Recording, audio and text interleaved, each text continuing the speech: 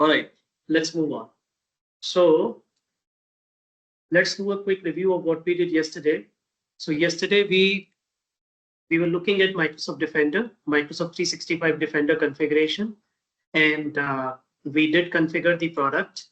So these are the capabilities that we basically configured yesterday. We created a log analytics workspace. We ingested logs from our virtual machines into the workspace. So what you need to do, guys, the first thing that you need to do is to turn your VMs on so that you can validate whether logs are getting ingested, which is very important. If logs are not getting adjusted, then how will you do the rest of the activities? So make sure that your virtual machines are turned on. For example, if I go to my portal,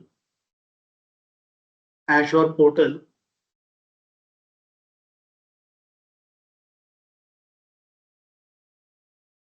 I have 3 virtual machines on: Jump Host, Windows 10, and Windows 2016. These are the 3 virtual machines that are turned on. I'll on the other virtual machines also. So these virtual machines must be up and running so that we can test a couple of things today. So let's turn on all the virtual machines. And after the virtual machines are on, the first thing that you need to do is to validate whether those virtual machines are sending logs to log analytics workspace. In a production environment, you never have your virtual machines turned off. But since this is a lab environment, to save cost, we actually do that.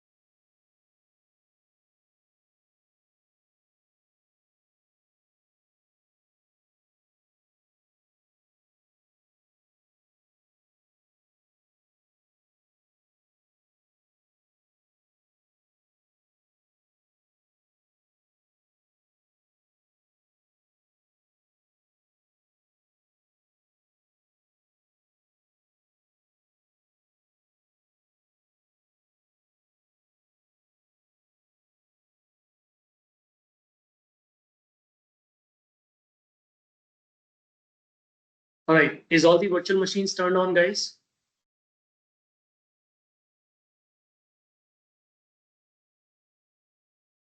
Yeah, Did we yes, turn on Ravi. the virtual machines? Yeah. Okay. If I type heartbeat, I should get the heartbeat from my virtual machines. So I'm getting heartbeat from my virtual machines, which is okay. Okay. So now what are we going to do? We are going to enable additional configuration today. So this is what we did. We enabled Azure Activity Logs. We enabled Microsoft Entra ID logs. And I'm saying in Microsoft Entra ID, we primarily enabled sign-in logs, audit logs, sign-in and audit logs.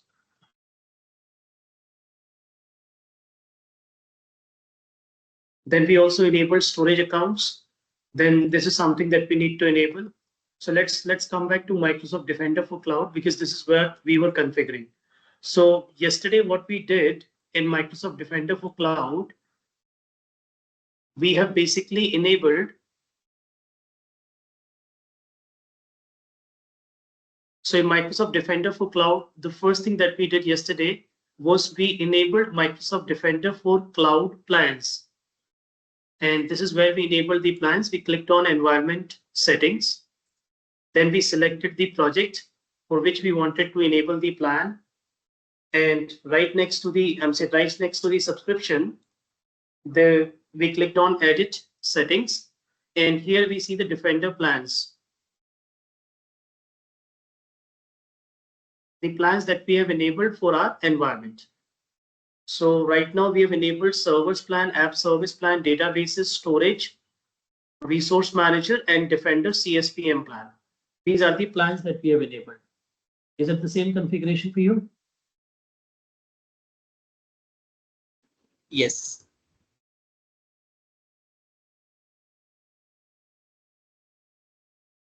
Okay. Now, after you have enabled the plan, the next thing is to configure Defender for Cloud, the additional capabilities in Defender for Cloud, and configure the capabilities which are related to regulatory standards and compliance, related to vulnerability management, related to other capabilities. So we are going to configure those capabilities in Defender today. So we'll look at capabilities and we'll configure it. So yesterday, we basically enabled these plans. We have enabled the Defender for non. So yesterday, we integrated Microsoft Defender for Endpoint with Microsoft Defender for Cloud also, which means all the Defender for Endpoint will automatically be enabled for Defender for Cloud. That's what we did yesterday. Now, next is enable regulatory standards and compliances. So we need to enable regulatory standard and compliance in Defender so that we can identify the adherence to various critical compliances and standards which are common across most of the countries, right? So for example, we will enable compliance for PCI DSS.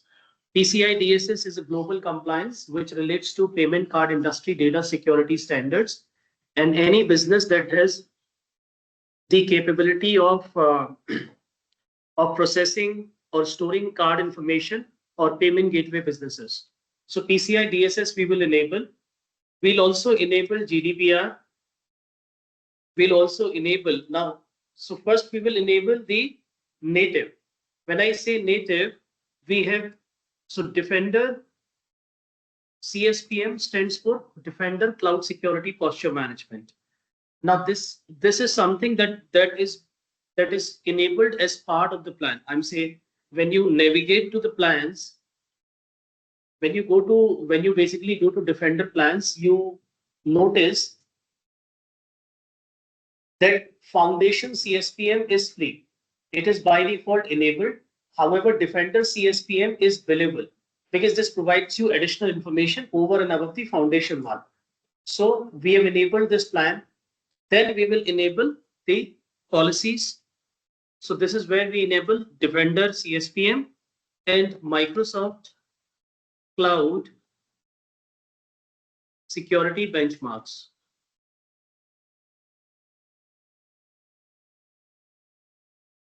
We will also enable Microsoft Cloud Security Benchmarks and anything additional that you feel. Right now, you can enable all these standards and compliances because this is a trial version, but in a production environment, you should only enable what is needed. So we'll enable PCI DSS, we'll enable GDPR. We can also enable ISO ISO 27000, 27K compliances, and any additional compliance. Additional standards and compliance you can enable. So let's go ahead and enable it. So where do we enable the standards and compliance? You will always need to, I'm saying there are multiple ways to reach to that screen. I'm saying you can click on regulatory compliance here under cloud security. And here you can also add compliances. So right now you can see there are two compliances which is by default enabled. There are two compliances which are by default enabled, which is the first is Microsoft Cloud Security Benchmarks. So as soon as you enable Defender service, Microsoft Cloud Security Benchmarks are by default enabled. Microsoft Cloud Security Benchmark is a collection of best practices and control that defines how Microsoft Azure subscription must be configured, as well as how various services and applications or workloads should be configured. And then you also have Azure CSPM enabled, which is similar to Microsoft Cloud Security Benchmarks. Now, if you want to enable additional, okay, so let's start from scratch. So when you log into Microsoft Defender for Cloud, this is what you get to see. This is the screen that everyone sees, which shows you how many subscriptions, how many resources are available, and then it shows you the security posture also. Now from here, if you want to look at the current status of compliances, you can click on regulatory compliance under cloud security.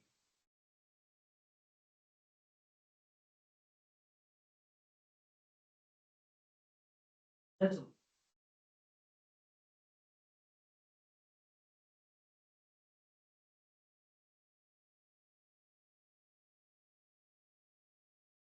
Give me a moment, guys.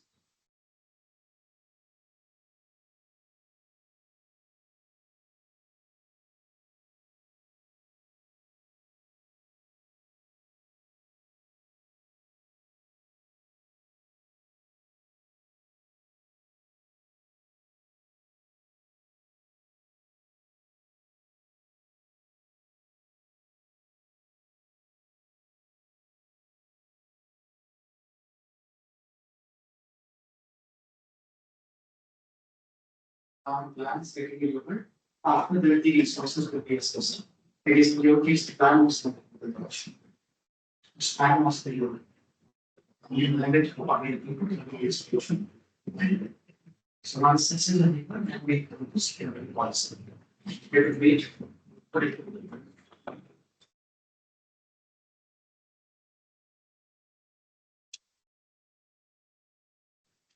Okay, so this is your regulatory compliance dashboard where you see the compliance status. So here you see the compliance status. So right now, as we speak, only two compliances are enabled, which is Microsoft Cloud Security Benchmark and Azure CSPM, and they are by default enabled. Whenever you enable Defender service, they are by default enabled. Now, what you need to do, you will need to enable additional standards and compliance which is related to your business. So how do we enable additional standards and compliance? For that, we need to navigate to Management tab. Under Management, you have an option that says Environment Settings. So you need to click on Environment Settings. Hello, Raghuveer. Hello, Raghuveer. And here, yes, tell me. So in regulatory compliance, I'm getting only one. That's Azure okay. CSPM is not showing for me. That is okay. So we'll Okay. enable it from here. So you need to Okay. click on Environment Settings, and then you need to click on, you need to select and see your subscription. Right next to the subscription, you see those three dots. You need to click on Edit Settings. Edit Settings. And when you click on Edit Settings, उसके साथ बैठो उसको बताओ मेरे को बार बार जाना पड़ता है. Edit Settings. So when you click on edit settings, this is where you see all the current plans which are enabled for Defender, the current plans which are enabled. Now, if you want to enable any compliance, then you will need to click on security policies. In the security policies, you enable the compliance. So when you click on the security policies, you see all the compliances which are currently available in Microsoft Defender. And this list keeps on evolving. Microsoft keeps on adding additional compliances here. So let's enable some compliances. For example, you can see Microsoft Cloud Security Benchmark is by default enabled. Then you have a standard NIST, SP 800-171 standard, CIS Microsoft Azure Foundation benchmarks. Now this is something that you can enable. The third one, which is CIS Microsoft Azure Foundation benchmarks. Version 2 is the latest benchmark. You can enable it, and this will basically enable CIS controls for Microsoft Azure. Now in CIS, there is a control which is related to the key rotation, encryption key rotation. So it is asking you that, okay, now that you are enabling CIS compliance, what is the maximum days to rotate key? So as per your organization policy, you can keep it, let's say 180 days. 180 days is 6 months, which means every 6 months, I want my encryption keys to be rotated. Rotation basically means it will create another encryption key, and any future encryptions will happen from that key, and the existing key will continue to remain valid for previous encryptions. So we have enabled this, which is CIS benchmark. Is everyone with me? Yes. Actually, what did you put in when you enabled this in the that duration? 180 days. Acha, Which is days. the Okay. yeah, 180 days is the standard across organizations, which is 6 months. Every 6 months, you can rotate your encryption keys. Okay. So we are done with CIS. Let's look at others. You have another NIST compliance. You have CIS benchmarks for Azure version 1.1.0, which is an older compliance. So let's not enable it. You also have a compliance related to Australian Government Information Systems Protection. Leave it. There is a compliance, UK official and UK NHS. Leave it. Swift is also there. Swift version 2020 is there. SOC Type 2 is there. Canada Federal Compliance is there. CIS Microsoft Azure Foundation Benchmark version 1.3 is there. Then Swift 2022 is there. There is a compliance, there's a standard from Reserve Bank of India for IT framework for non-banking financial corporations. It's in preview right now. Then you have ISO 27001 compliance. There is a Malaysia compliance. High trust in IPA is also there. CMMC level 3 is there. CIS Microsoft Azure Foundation Benchmark 1.4 is there. So we have 1.1, 1.2, 1.3, 1.4, but we have actually enabled 2.0, which is the latest one. So you don't need to enable this one. Then PCI DSS version 4. This is the latest one. So we can enable PCI DSS version 4, which is the latest one. Then you have FedRAMP, Azure CSPM, which is by default enabled. If it is not enabled, this is your opportunity to enable this compliance. So enable the compliances. So what we have enabled, Microsoft Cloud Security Benchmark. I'll also make a note of it here. So we have enabled Microsoft Cloud Security Benchmark, Defender CSPM, PCI DSS. GDPR is not there. The moment it is not showing GDPR, because it knows that you are registered from India. So it is not showing you GDPR. So you can enable CIS benchmarks for Azure version 2.0. We have enabled PCI version 4.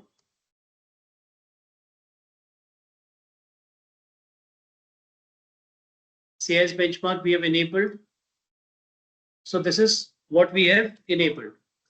Once again, Microsoft Cloud Security, CIS, PCI DSS version 4, and Azure CSPM. If you want, you can enable additional compliances, but that should make sense to you. I'm saying there is no point of enabling RMIT Malaysia, High Trust HIPAA, but if you want, you can enable those compliances also. Okay. So once you enable these compliances, you don't need to save anything. You just need to turn the status on.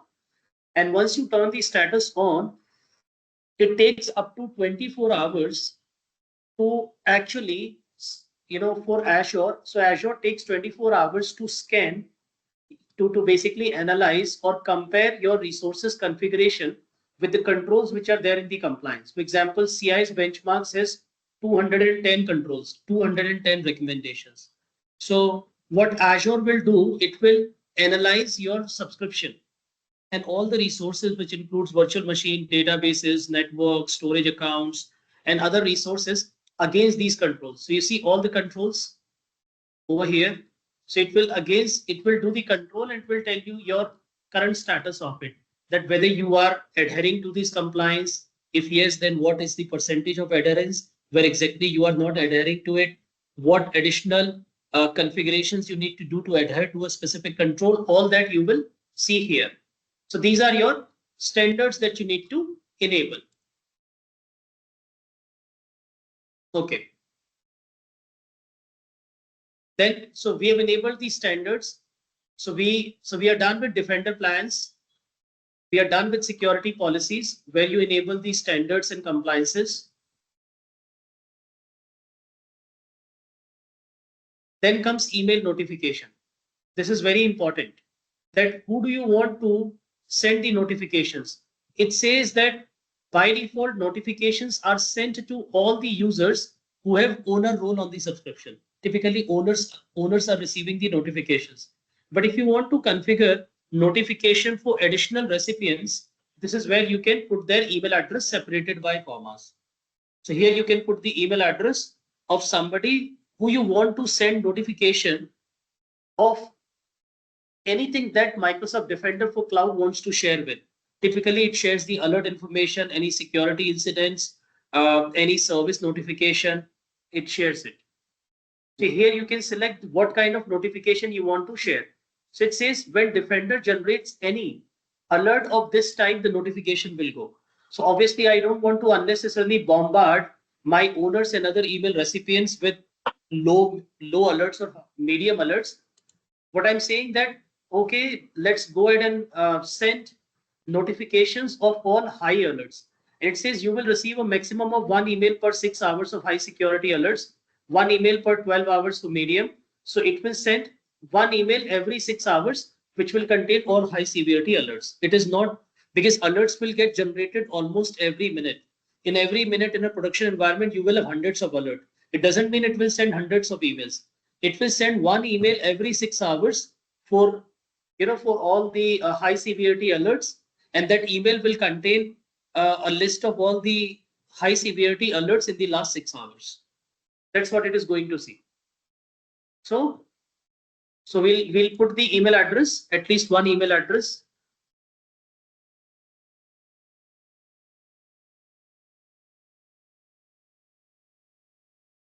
So I put my email address here and I'll click on save. So this is how you configure email notification in Microsoft Defender for Cloud. Okay. So we are done with email notification also. This is configuration part, because see, by default owners will get the confirmation, but the security team is not the owner of the account. So security team has a DL, distribution list. You type the security team DL here so that the security team is aware of any high severity notifications that Defender is generating, because it is their business. They need to be aware of it. That's the reason it is important.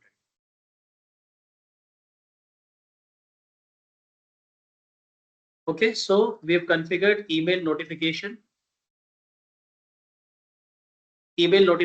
alerts.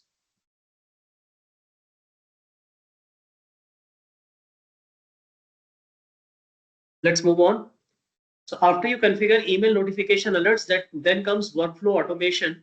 Now, workflow automation is basically the automation service, which is powered by logic apps in the backend, wherein you can configure the automation, automated remediation for any alerts or incidents.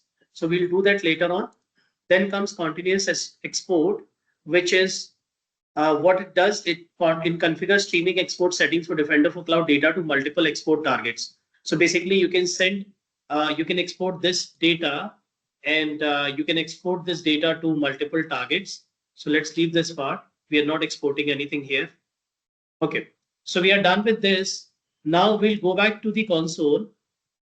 And in the console, under cloud security, we will see whether regulatory compliances that we have enabled, are they reflecting or not? So let's click on regulatory compliance and see whether the compliances that you have just enabled under security policies, are they reflecting or not? So obviously they are not reflecting as we speak. Why they are not reflecting? Because you've just enabled it. It will take a couple of hours. The typical time frame is 24 hours for Defender to have a compliance assessed. So unless that compliance is assessed, you will not see that compliance actually.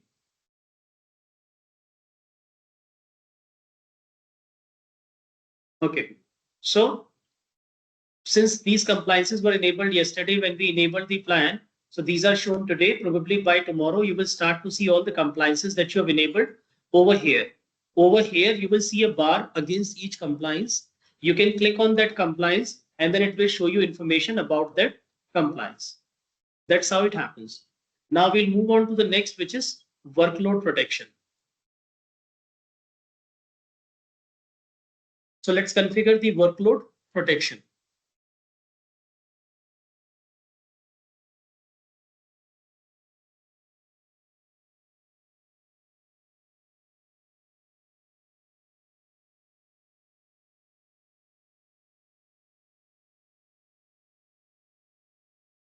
Now, under workload protection, the first thing that we need to configure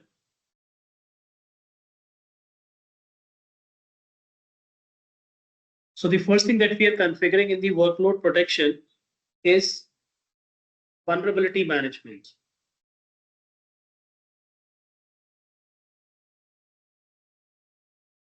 Vulnerability management. Now, this is something that we have actually configured yesterday. We have configured vulnerability management yesterday, but those who have not done it yesterday, I'll talk about it. After vulnerability management, we will configure just-in-time access, which is known as JIT. Then we will configure file integrity monitoring.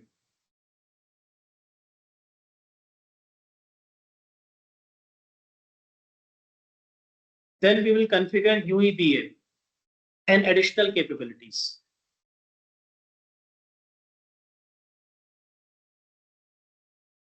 So let's understand the vulnerability management part first. So when it comes to vulnerability management, we'll click on vulnerability management, and it will show me all the machines which are not configured for vulnerability management, or any machine which is affected. So if you look carefully, it says unhealthy resource as 0 and healthy resource as 7. So which means all my virtual machines are configured for vulnerability management, and hence I don't have any unhealthy resource. Any new machine that I will add, I will need to manually configure it for vulnerability management. So I hope it is the same setting for everyone. Yes. Okay, great. So this is how we configure the vulnerability management. And we have configured the vulnerability management with Defender native vulnerability management capabilities. We've not selected the partner solution, which is Rapid7 and Qualys. So you're done with vulnerability management. Let's understand just-in-time access. Hello. Yes, Yeah, Rosmi. can you please come back to that point again, vulnerability management? Okay. Because I'm okay.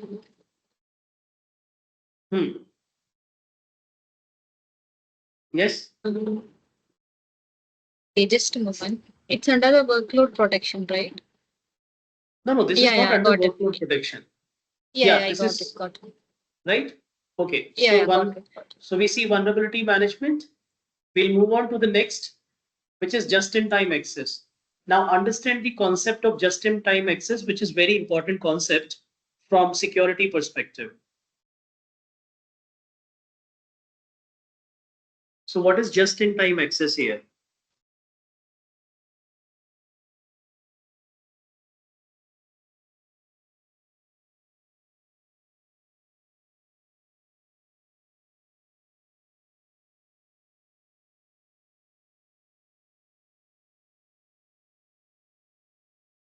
Okay.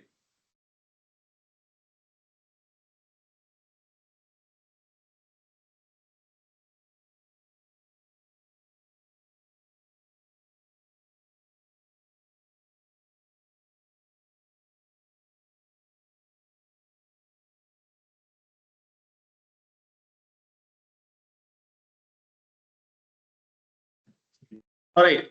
So let's understand the just-in-time access. Now, before we start with just-in-time access, guys, do you remember the PIM concept? The privileged identity management concept? Yes. You remember, right? So what PIM was doing? PIM was giving time-bound and elevated access to identities to perform administrative tasks or events that PIM does. So time bound and elevated access. When I say time bound, it basically means that the PIM admin will define that a specific RBAC will be enabled for how many hours, whether 3 hours, 4 hours, 6 hours. Time bound and elevated access. All the users, level 1, level 2, and level 3 users, they are regular users with read-only access. And then they have been given eligible assignments in terms of administrative access. Whenever they need to perform administrative task or event, they will navigate to PIM. They'll click on My Permissions, My Access, and they will elevate the access. Now that elevation may be direct assignment, or it could trigger an approval workflow. That's what PIM was all about. So this is PIM, which is related to identity. Then just in time, so PIM is more on the identity side. This is an identity management service. So it's using PIM, you manage the identity. That's what PIM does. It helps you to manage the identity or an action that an identity can perform. Similarly, just in time is network access management service. It manages the network level of access for identities. That's what just in time is. So what is the service in Microsoft Azure that we use to restrict port and protocol related traffic? What is that service in Microsoft that we use to restrict traffic to a VM on certain ports and protocols? NSG. NSG, Network Security Group, right? So just in time is directly related to network security group.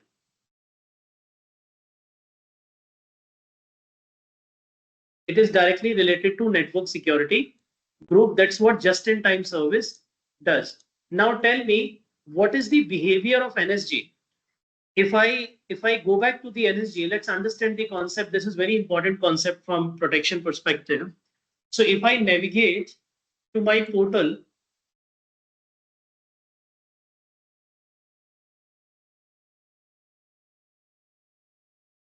if I navigate to my portal here, this is my jump host VM, right? Now, this jump host VM is accepting traffic from internet on port 3389. So can you tell me whether this behavior is permanent, whether this behavior is temporary, whether this behavior is time bound?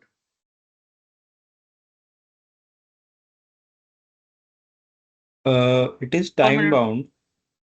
Time bound. Where Yeah. exactly I have mentioned in the network security group that RDP access should only be available during 9 to 5 or for 6 hours or 10 hours? Where exactly this information is? In the NSG? I guess this is permanent. Permanent, absolutely. This is permanent.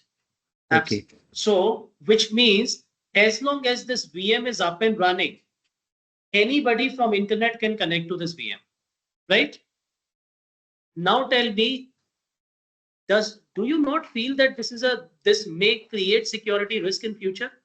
This could be a vulnerability, network related vulnerability in future, because Right. my machines have permanent access. My machines, when they are up and running, even when they are stopped, I'm saying if I shut down this jump host VM, will this setting will change? No. So this setting is permanent. This creates network related risk. So what I'm doing here, over here, along with privileged identity management, I'm also controlling network access on network security group with just-in-time access. So what I will say, this is the same concept. See, PIM says that all users, irrespective of their role, should be granted reader access at all times. This is what PIM says. Just-in-time says all network ports, all critical network ports must be prohibited or must be closed on all the workloads at all times. This is what just-in-time says.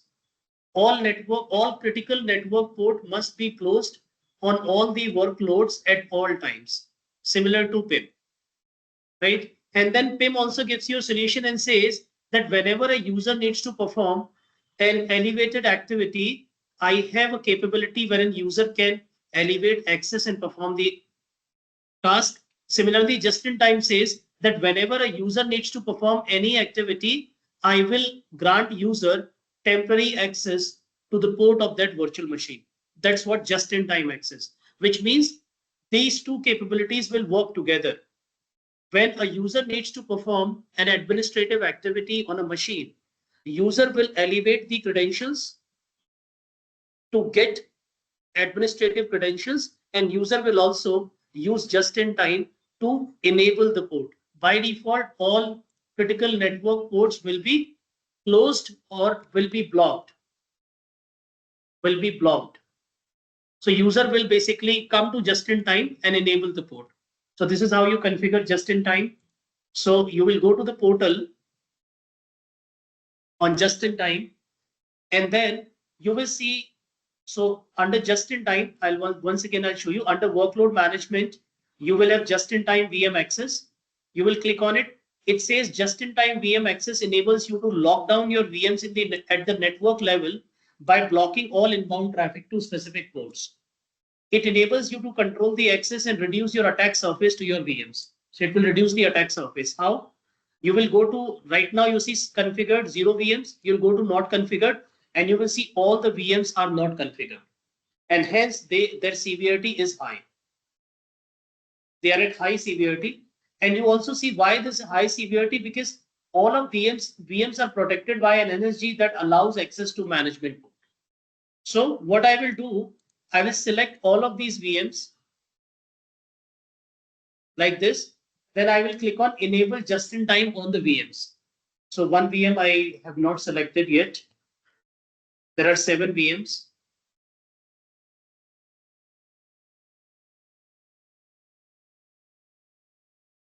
So selected, I'm selecting all the 7 VMs and I enable just-in-time. Now, when I enable just-in-time, it will ask me, okay, tell me which ports you want to block on this VM. So here you will see some default ports which are critical ports. For example, port 22, port 3389. Now 22 we use for SSH, 3389 we use for RDP. Then we can add initial ports. So what I will do, I will configure these ports. These are recommended. For 22, I'll say over here, three doors, I will configure this port. I'll click on 22 and I'll configure, okay, the access to 22 port should not be behind 2 hours. So I'll configure 2 hours. I'll say that this port can only be open for 2 hours. Similarly, for 3389, I can configure 2 hours. Right? Similarly, I can add additional ports. For example, 5985, I don't need it, I'll remove it. 5986, I don't need it, I'll remove it. And I can add additional ports. Any port that you will feel you want to control the network traffic on, you will add that port here. For example, I want to add 1433, which is for SQL. And I'll say if somebody tries to access 1433 port, then the access should not be granted more than 4 hours. So I can configure my time frame here as per my wish. I can enable another port which is 5723, which is used for monitoring. And I can configure the time frame. The maximum time frame for a port, you can see here, the maximum time frame is 24 hours. The minimum time frame is 1 hour. So I'll keep it 4 hours like this. Okay. So this is how you configure just in time, and then you will click on save. So what are you doing now? You are giving instructions to Defender for Cloud, and you're telling Defender for Cloud that, you know what, these 4 ports are critical for my business. Please go ahead and block these ports on all the VMs. And whenever these ports are needed, whenever a communication is needed on these ports, user will come to me and user will enable the port. User will seek my approval to enable the port. That's what just in time is. So now that I have configured it, it says if I go to configured, I see all 7 VMs. Now, if I go back to the VM blade, once again, you will see a change here on the VM blade. Now pick up any VM out of these 7 VMs, pick up any VM and go to the network setting of the VM. You will see the change. So when you go to the network setting, you will find that just in time or Microsoft Defender for Cloud has added an additional inbound rule to block all of these ports. It is an additional rule has been enabled to block all the ports that I've configured. Destination is this VM, which means this VM. For this VM, on all these ports, traffic from any source is denied, which means nobody can connect to these VMs. Now imagine somebody has got the username and password of this VM, but since because of this just in time, they cannot connect to it, or your PIM service is compromised. I'm saying that a user account is compromised. With that user account, user goes to PIM service, elevates the access, user becomes the administrator. Now user tries to log into the VM, but when user tries to log into the VM, there is another challenge that user will face, another layer of security, which is just in time. Now user cannot log into this VM because just in time is enabled. So if I try to take remote of this VM, I can show you here. So I'll copy the public IP of the VM. I'll type mstsc over here, and I'll copy the public IP. This is the public IP of VM, you can see. So I'm trying to connect to this VM now. Now I'm an elevated user. I'm the admin of this account. See, I will not be able to connect because what is happening here? I'm trying to send RDP traffic to the VM, but on the NSG of the VM, RDP is blocked. So I'm not able to do this activity. Okay, now, and you can see what Microsoft has done. The RDP is allowed on RDP rule is already there to allow the traffic. And what is the priority? 1001. What priority just in time has taken? 1000, which is below.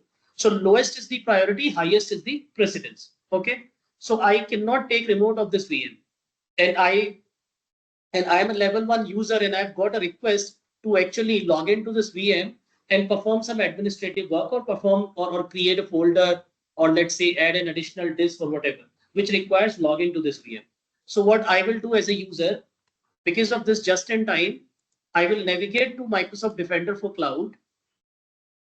In Microsoft Defender for Cloud, I'll navigate to workload protection, which means I will be granted a license for this service.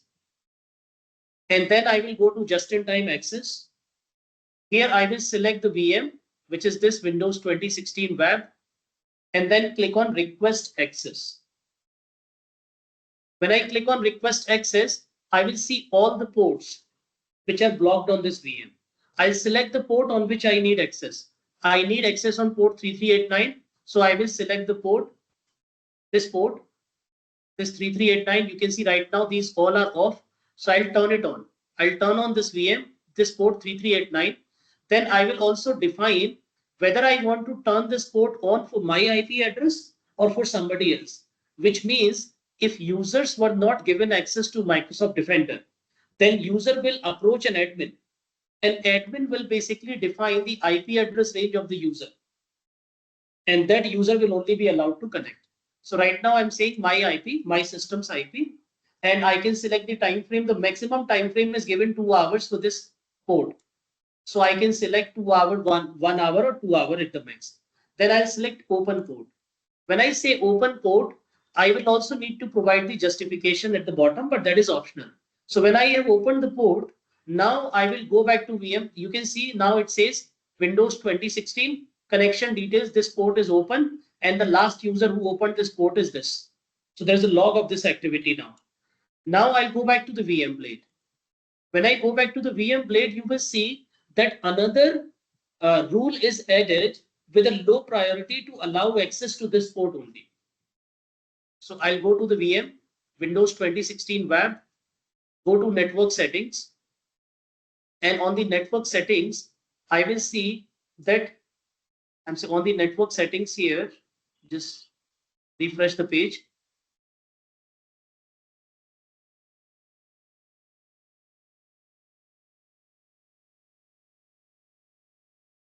Okay, over here, now you can see here, innocent. So now you can see here that as part of that just-in-time request which I made, what Defender has done, Defender has created an additional inbound rule at priority 100 to allow access on port 3389 to this source, because I selected my IP, so it has captured my IP. This is the IP of my system to this VM. Now, for how long this access will remain available, it depends on the just-in-time rule. So that's how now, because of this approach, if I go back and try to take remote, I will be able to take remote. So I'm back to this remote desktop. I will click on connect, and you will see I'll get the response now. See, I got the response. I can type the IP address here and I can connect to the VM. That's the concept of just-in-time that must be used in synchronization with PIM. So if you are using PIM service in Azure, you must also use just-in-time so that you have a dual layer of protection. Not only, even if the identities are compromised, there is a separate layer of protection which is protecting your workloads by virtue of just-in-time. Yes, Innocent. Your question? Okay. Said the JIT will be supplied to jump post. So the jump post is not accessible. Now jump post is not accessible, obviously. So then, Yeah, nobody is able to use. Even I have lost remote on the jump post. So jump post, I won't be able to do anything. See, it's gone. Because it is applicable to everyone. So anything that you want to exclude from just-in-time, what you can do, for example, jump post, which is a right point from there, that since we have enabled just-in-time for all the VMs, if I go to jump host, you all will see that on the jump host network settings, just-in-time has created a block rule. So there's a block rule you can see here. It's denied. So what I will do, I will navigate to just-in-time, because this VM I need everyone to log in, and it's a expected behavior. So I'll navigate to just-in-time workload protection. I will go to just-in-time VM access, where I'll see all the VMs are configured. I'll just select this jump host and I will remove it from here. For this jump host only, I'll go to the jump host and I will say remove. So I'll remove the jump host and it will come under not configured. And this is how it will remain all the time, because I don't want this VM to get impacted.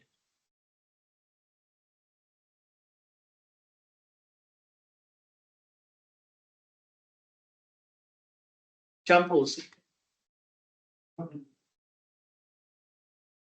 So this VM is protected by an NSG that allows access to management codes. Okay. So this is how I can exclude a VM.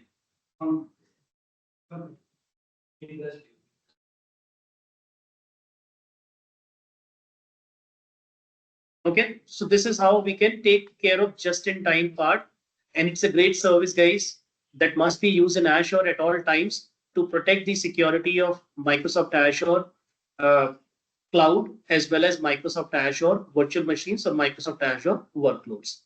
I'll take a pause here and see if you have any questions on just-in-time capability and how to use this service.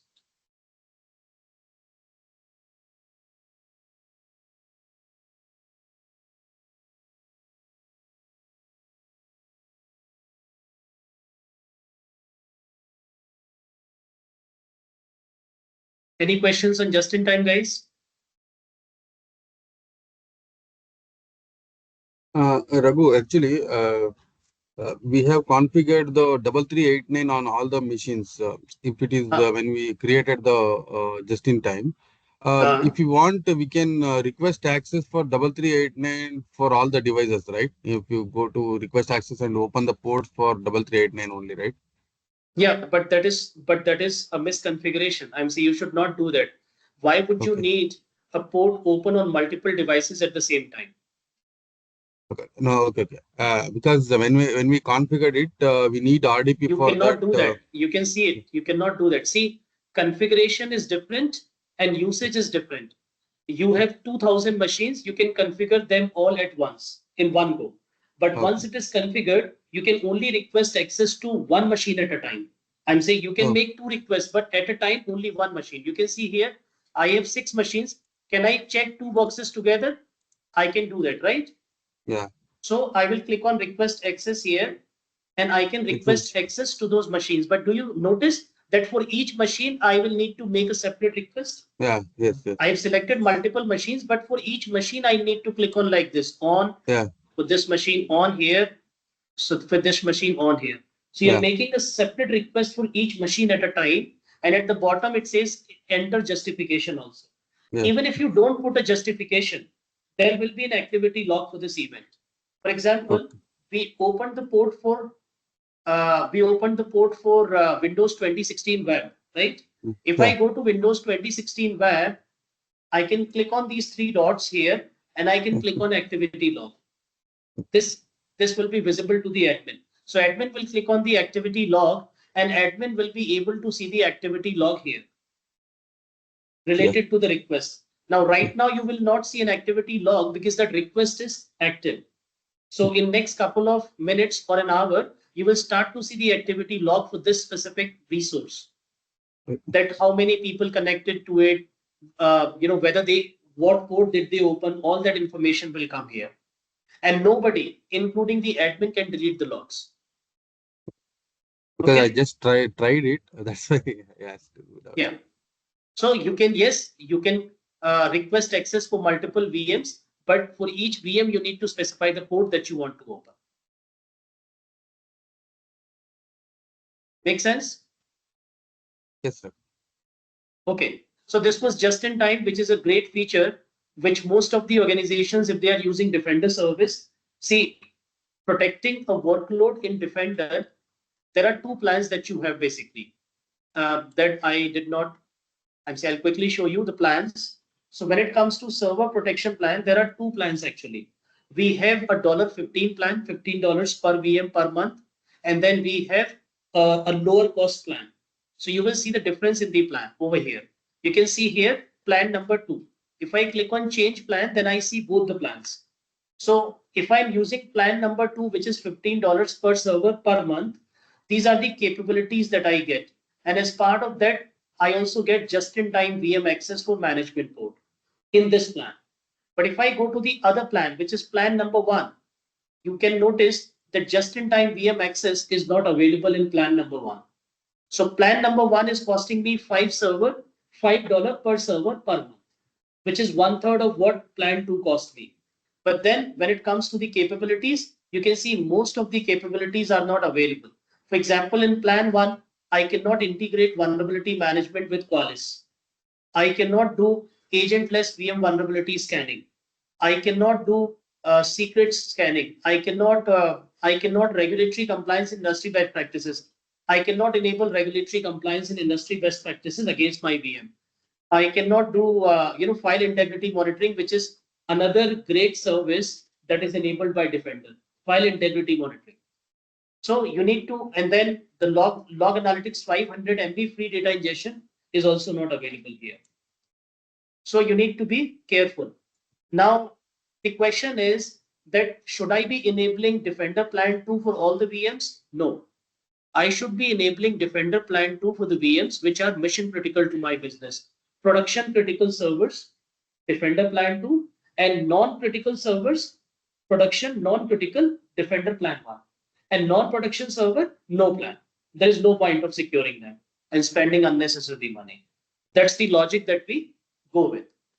Same is the case with others also, like app services, database, because by default the cost will be the same, $15, $15. So you need to look for the cost optimization also here. So since we have enabled the higher plan, we have got all the capabilities. So we are looking for those capabilities. So we have looked into the just-in-time part. Let's go to the adaptive application control. Yeah.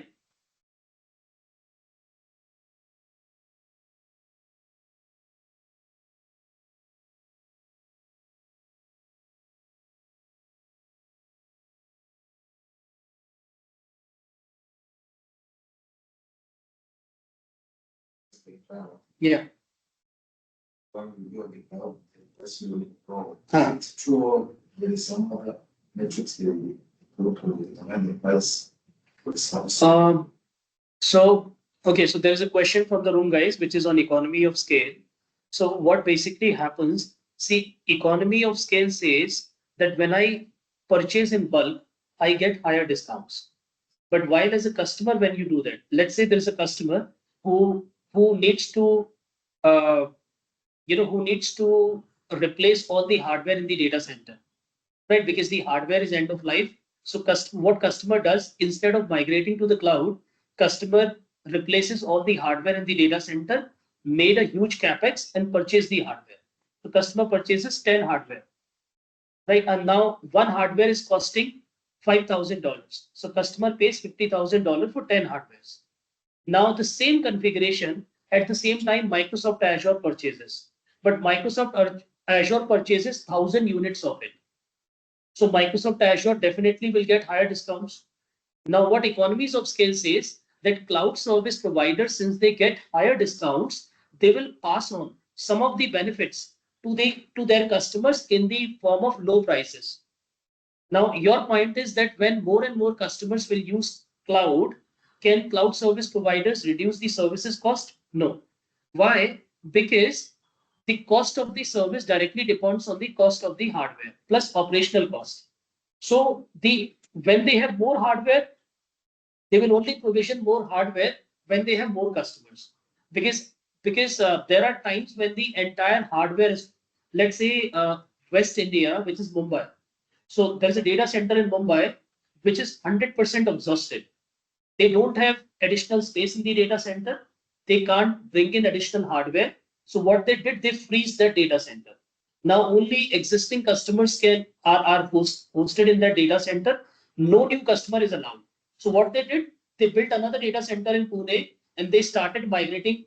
They started acquiring customers in Pune, and any existing customer in Mumbai, if they need more hardware, then those customers were provided hardware in Pune. That's what Microsoft did.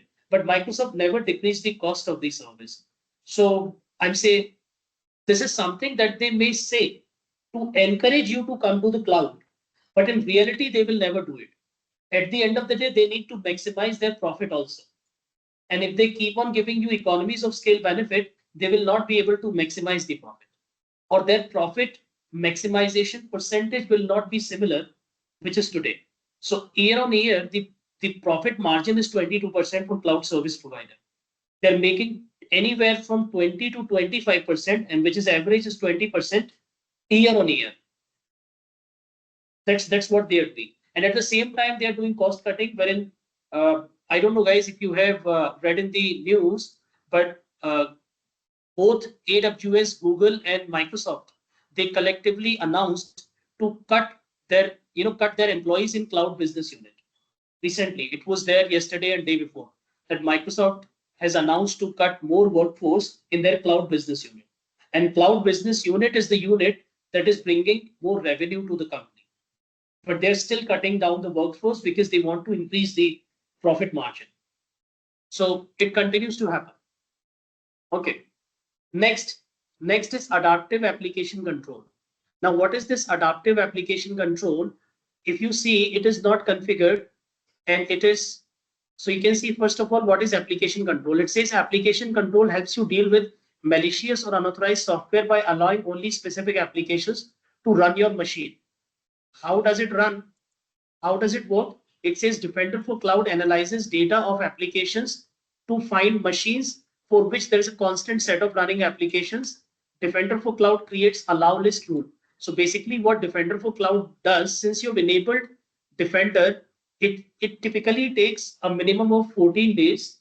Within 14 days, it will do an inventory of all the applications which is there on your machines.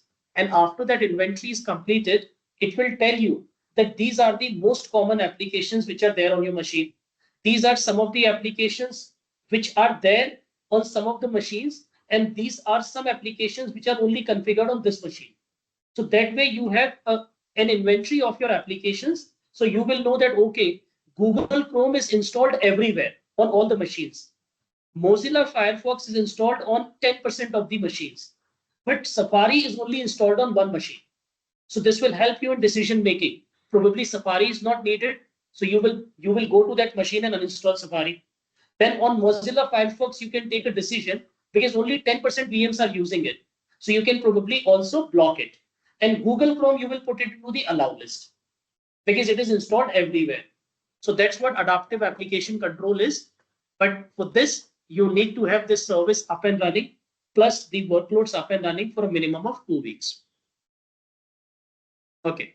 Then container image scanning. So since we do not have any container, we cannot configure this service, but this service will help you to scan the images with which you deploy containerized applications. Then comes adaptive network hardening. Now this is related to network. This is the same concept that you have. So it says not applicable resources. All the VMs are not applicable here. Now how it works, it is the same concept. What it does, it looks for the typical traffic that comes to your environment on all these specific ports and from IP addresses. Then it creates a pattern and identifies if there is any new IP address, new location, which is trying to send traffic on a different port, on a new port to one virtual machine only all the time. And that way, the pattern will basically help you identify the anomalies. If there is an anomaly, for example, there is an IP address from Russia, which has been constantly communicating to one virtual machine in your network all the time. So this shows you the anomaly that probably that IP address is a malicious IP address, and they are probably trying to take control of that machine. That's what adaptive network control is. So right now it says not applicable. Why it says not applicable? Because the same concept, it has not created that data yet. Okay. Then comes SQL vulnerability assessment. Now this has a dependency on vulnerability management. If you have SQL Server, SQL database deployed in any of the virtual machine, plus if you have enabled SQL plan in Microsoft Defender for Cloud, in both cases, it will scan your SQL application and it will see if there are any vulnerabilities in the application. For example, the SQL Server is not encrypted, or it is not using transparent data encryption, or SQL Server 2017 is running with some missing security patches. So it basically does that part. So right now you can see that the unhealthy servers is 0 out of 0, total findings is 0, and findings by severity is 0 everywhere. So if you have SQL servers, then they will start to show here. This is primarily for SQL, Azure SQL PaaS service and SQL application running inside a VM. So it's related to SQL. Then comes Azure Arc enabled server. Azure Arc is a separate service, and using that service, you can bring in non-Azure cloud servers into Azure cloud. So that is known as ARC. So if you have any server, it will show here. So it says none protected. Okay. Then comes file integrity monitoring, very important service. Okay. Now, So, yeah. hello, Raghuveer. Yes, So, Kunal.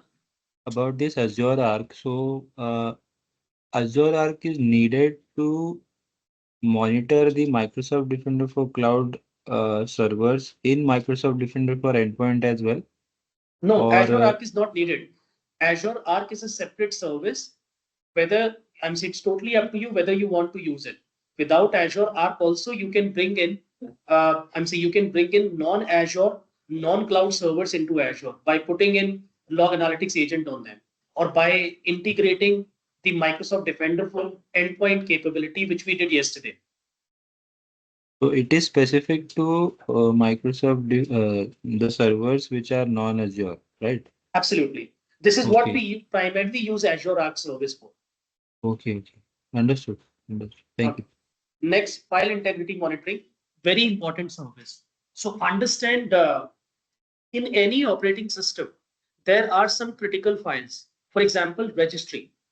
If registry gets modified or if registry gets corrupted, in fact, when there is a malicious code in the system, the first thing that it tries to do it tries to control the registry. It tries to manipulate some of the entries into the registry so that it can see control of the system.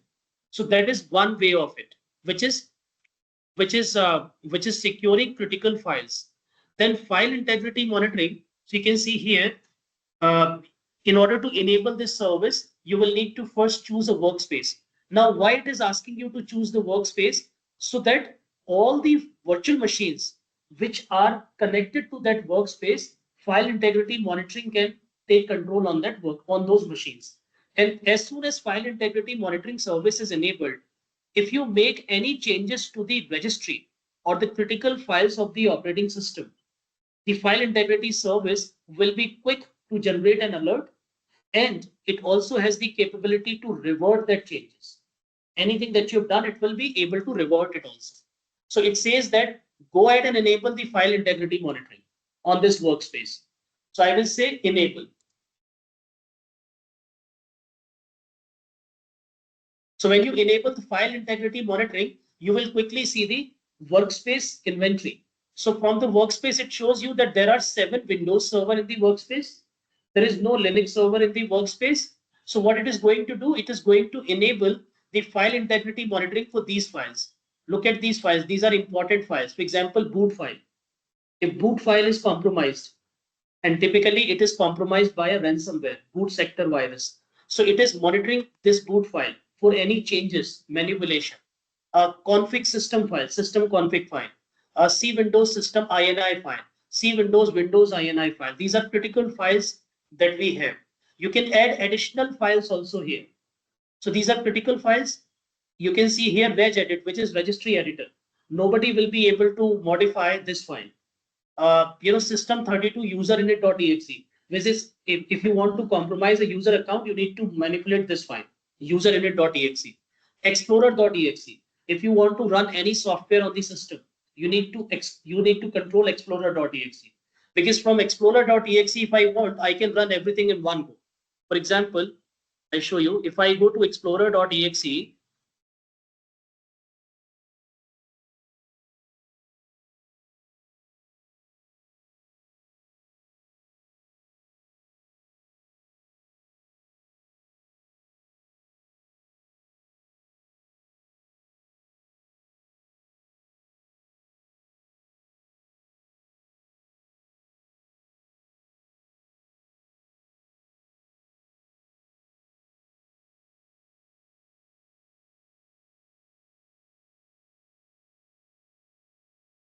so over here, if I just go ahead and click on end task, all the applications that are open on my system will be off.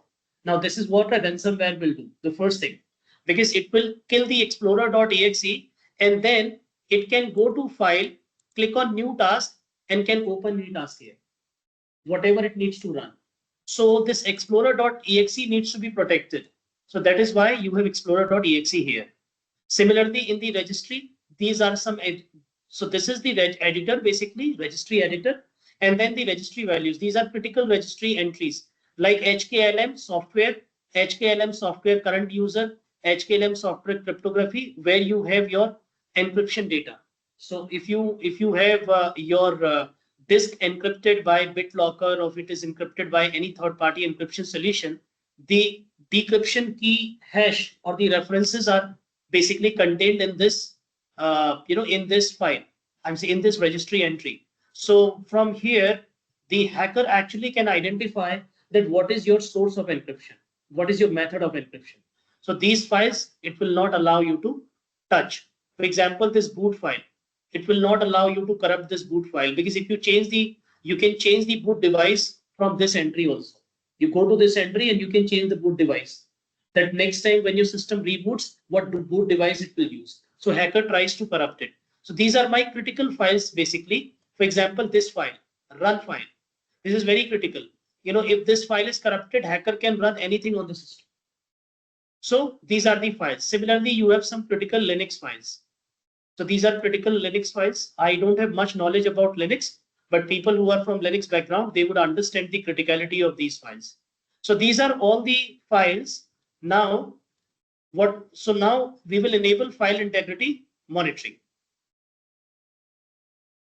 So when we enable file integrity monitoring, all of these files, registry entries, as well as Linux files, they will be protected from this moment onward on the machines which are protected in the workspace.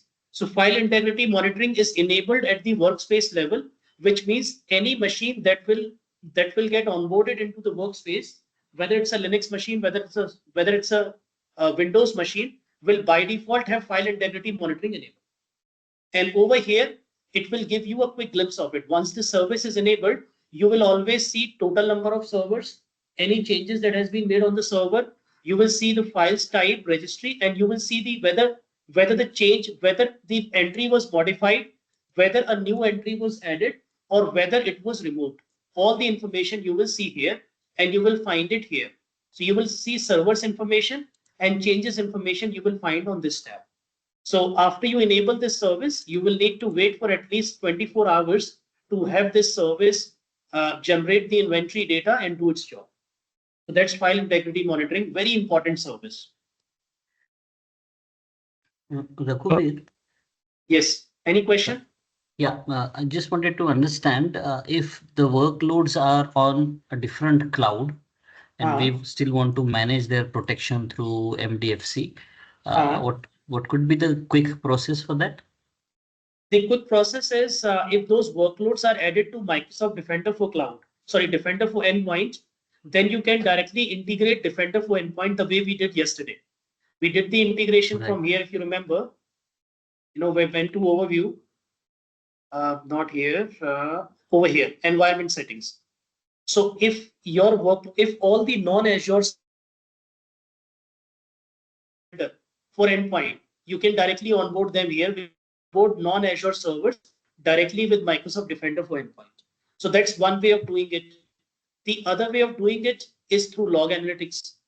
If you have any server outside of Azure and you want to onboard that server into Microsoft Defender for Cloud, what you need to do, you need to deploy a log analytics agent on that server. And since your log analytics agent is onboarded into Defender for Cloud here, this broad workspace, so any server that comes into this log analytics workspace will automatically get onboarded into Defender for Cloud.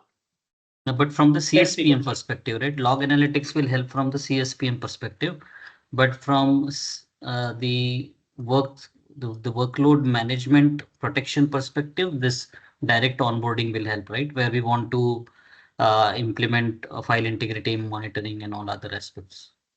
No, not like that. When you onboard a server into Workspace, since Workspace is onboarded into Defender for Cloud, all the capabilities that you have enabled in Defender for Cloud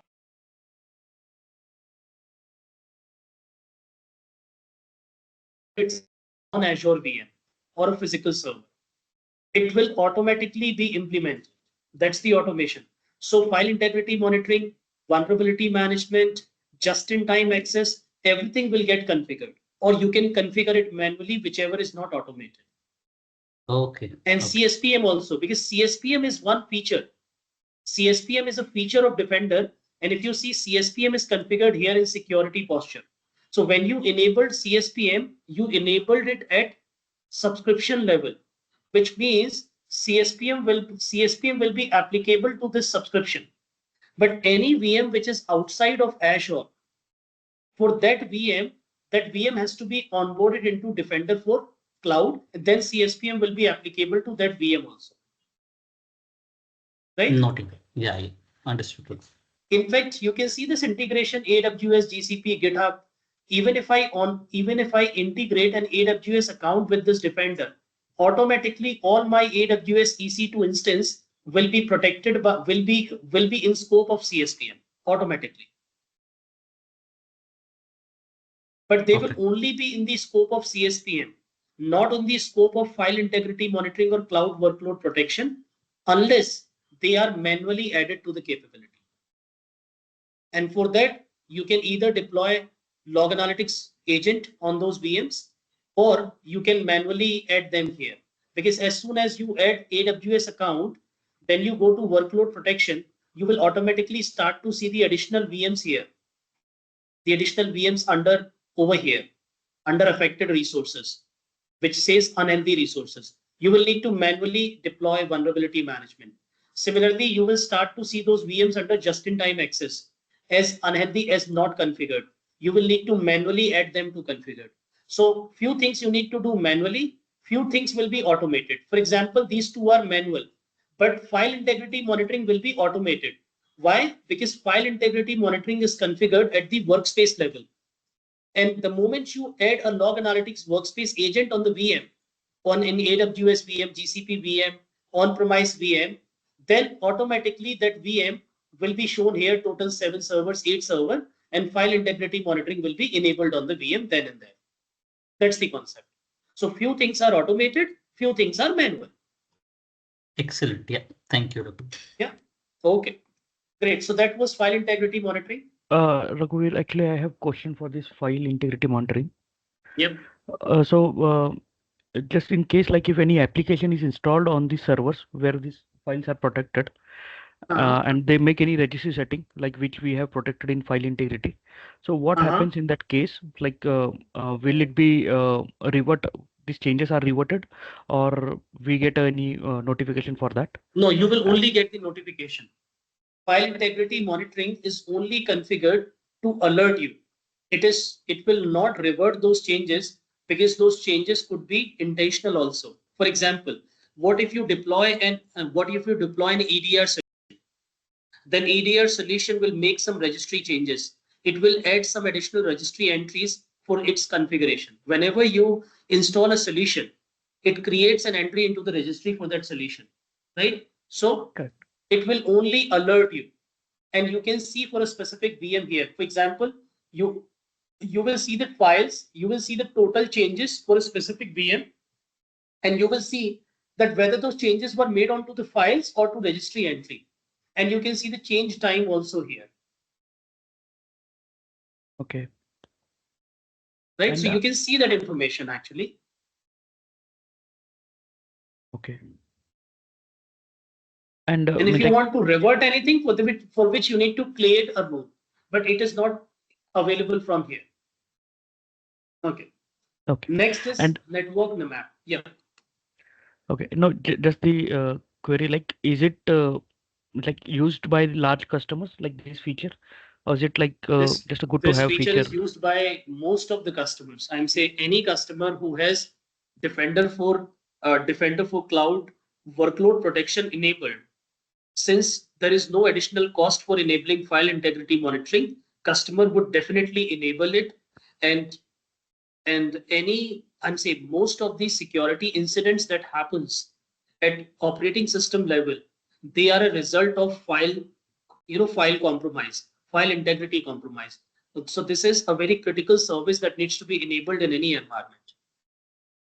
Okay. Thank you. Okay. Great. Next is network map. Listen, this is important service. Okay. So when it comes to network map, it basically creates a network map of your environment, and it basically shows you, the map basically shows you topology as well as allowed traffic also. So you can see a map is getting created of your environment, and you can see one VM is showing as alert. There's an alert on one VM. What that VM is? That VM is your jump host. And why it is showing an alert for that VM? Because for that VM, I have not enabled just-in-time access. So you can see the alert is coming on this VM, and it says that close management port on your VM. Management ports are opened on this VM. All network ports should be restricted to NSG associated to your VM. So the network map will quickly give you a comprehensive dashboard or a comprehensive view of an affected resource, and then it will also shows you the dependency of that resource. That what are the dependencies? For example, you can see here that this resource, you can start from here. This is the subscription. In this subscription, there is a production VNet. Inside that VNet, there is a management subnet. Inside that subnet, this VM is there, which is affected, which has a high severity alert. Similarly, now it shows you for both inside and out, inbound traffic and outbound traffic. Then you can also see that there is another VM which is also impacted. So this is another VM. If I see this VM is also impacted. So that's your network map, which is a great service that shows you real quick if there is any VM which is getting impacted, all the information. See, this is how it creates the map. So it shows you multiple VMs which are getting impacted and shows you the vulnerability against that VM also. You just need to select that VM and you see the vulnerability for that VM also, or any misconfiguration for that VM.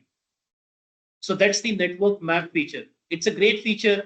It basically gives you the dependency information also. And then it also lets you know that if that VM continues to remain impacted, what could be the impact on your environment. Right now, you only have limited VM, probably one VM in each subnet. So it only shows you that VM. But in a production environment, when there are multiple VMs, it shows you the other VMs.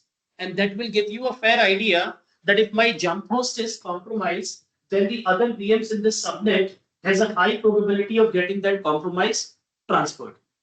So that's how network map works. And whenever you click on any of the object, you can actually see the information of that object here. For example, this object is handy.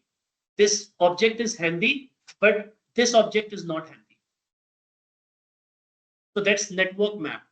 This is also known as service mapping in some security solutions. So it's a great service. And you see both allowed and denied traffic also. So here you can see the allowed traffic, denied traffic, anything that was allowed or denied, the information you can see. That's network map. Any question on this, guys?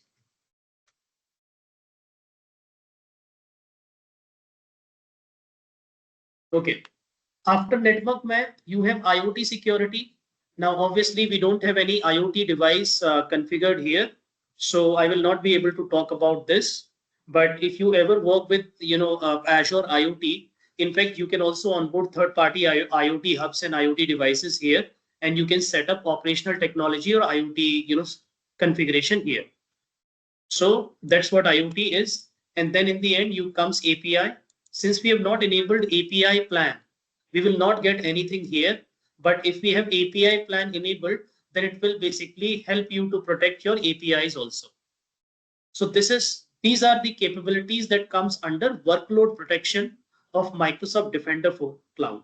These are all the capabilities. Any question, guys, on these capabilities?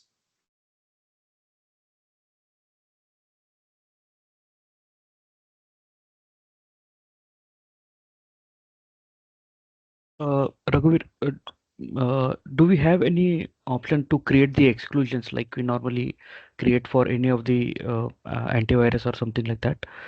That is in Microsoft Defender for Endpoint, not in Defender for Cloud. So in Microsoft Defender for Endpoint, I will show you the exclusion part, that how can you create exclusion for your trusted file types. So sometimes what happens, your EDR solution considers EDR solution unnecessarily, purges or unnecessarily blocks execution of certain software. So what you do, you create an exclusion in the EDR solution so that it does not quarantine, purge, or block the execution of that file. So it's in Microsoft Defender for Endpoint, not in Microsoft Defender for Cloud. Okay, so the policies which are configured in endpoint, that would be applicable for this as well, right? Defender for Cloud. No. Defender. See, how come policies are applicable for Defender for Cloud? Defender for Cloud is a parallel solution in, so you have Microsoft Defender for Endpoint, and in parallel you have Microsoft Defender for Cloud. So they don't control each other. They collectively control the endpoints, servers, databases. So anything that you configure in Defender for Cloud or Defender for Endpoint, it is applicable to servers, databases, storage accounts, containers, SQL servers. That's what it is applicable to. They are not applicable to one. I'm saying two admins cannot control one another. Two admins together collectively can control the environment. That's how it is. Okay, so they are different actually. They are different services and they are at par with each other. They are equal. They both are doing this job. Defender for Cloud is more about cloud workload protection and cloud security posture management. So that's what we have just configured. We have configured the posture management in terms of enabling additional standards and compliances. And for under workload protection, whatever capabilities were there, I've just explained it to you, all the capabilities. That these are the capabilities as we speak. And the most common capability that customers are using today are vulnerability management, just-in-time access, and file integrity monitoring. These are the three capabilities that customers use from Defender for Cloud. Rest of them are use cases basis, depending on whether you have those solutions or not. Okay. So that's what Defender for Cloud workload protection is all about. Okay. Now we'll take a break for 15 minutes and then we'll move on to the rest of the configuration. So it's 3:35. Is everyone with me?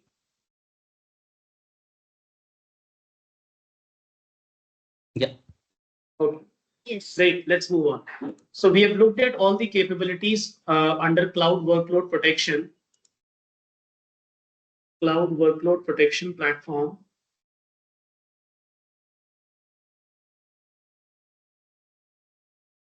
Okay. Next comes data protection.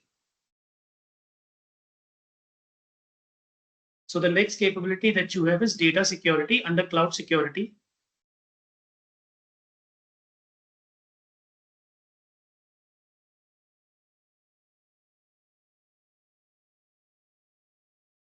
Now, when it comes to data security, Defender can actually protect your data, protect the data which is part of this subscription, and this capability is enabled by its data protection solution, which is Defender, which is Microsoft Purview basically. So here you can see all data sources. Right now there are 5 storage assets. There are 5 sources that you have from data. You can see here. It shows you all the storage accounts. All the storage accounts it shows here. And it shows also that one storage account is a critical asset. Why? Because it contains some data. In the storage account, there is some data which Defender has identified as critical. And then these are the rules which are failing. It shows you for that. So here it basically shows you so that storage, that the capability that you have enabled, the plan that you have enabled, which is storage plan, it is coming from this plan actually. So you've enabled the plan which is for storage account. So because of this plan, you're able to see this capability, which is data security here. And it can actually protect all your storage accounts. Even if you have databases, because we've also enabled SQL, we have also enabled SQL database plan. So right now you don't have any, but you can protect it here. SQL database part also. Right? So this is the database capability. Then comes Firewall Manager. If you have firewalls, I'm saying Azure Firewall is a fully managed firewall from Microsoft Azure. If you had created different firewall services, then the policies that you have created in the firewall, they will be reflected here. So since you do not have any firewall, right now it just shows you that you have a total of 5 VNets, and those 5 VNets are protected from DDoS perspective, but it's a DDoS. It shows that protected by a DDoS protection plan, and DDoS protection plan is not enabled. So this basically shows green, which means the DDoS protection plan is not enabled here. And then application gateway security. So since you don't have these services, actually, you don't have a virtual hub, you don't have the virtual firewall coverage, you don't have DDoS enabled, you don't have application gateway, front door. So it says it doesn't provide you the information, but this is firewall manager.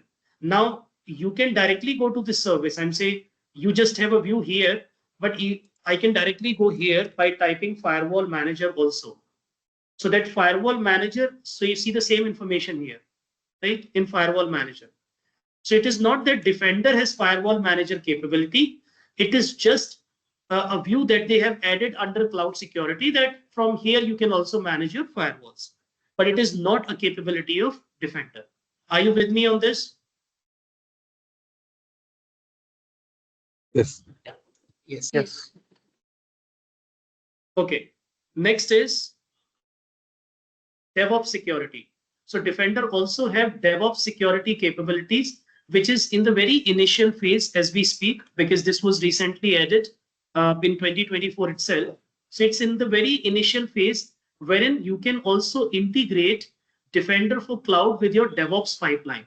You can add a connector and additional DevOps, any DevOps pipeline that you have, you can basically integrate Defender for cloud with those DevOps pipeline, and then it can help you manage the security of those pipeline up to certain extent.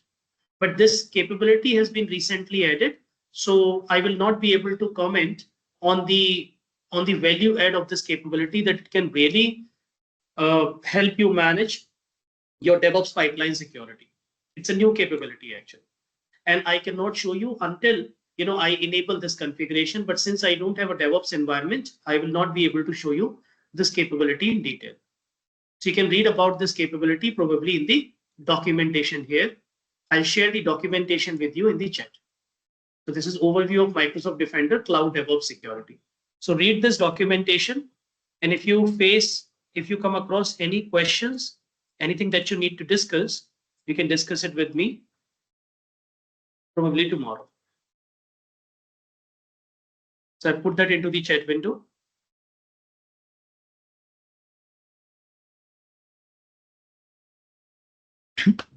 Hello, Raghuvi.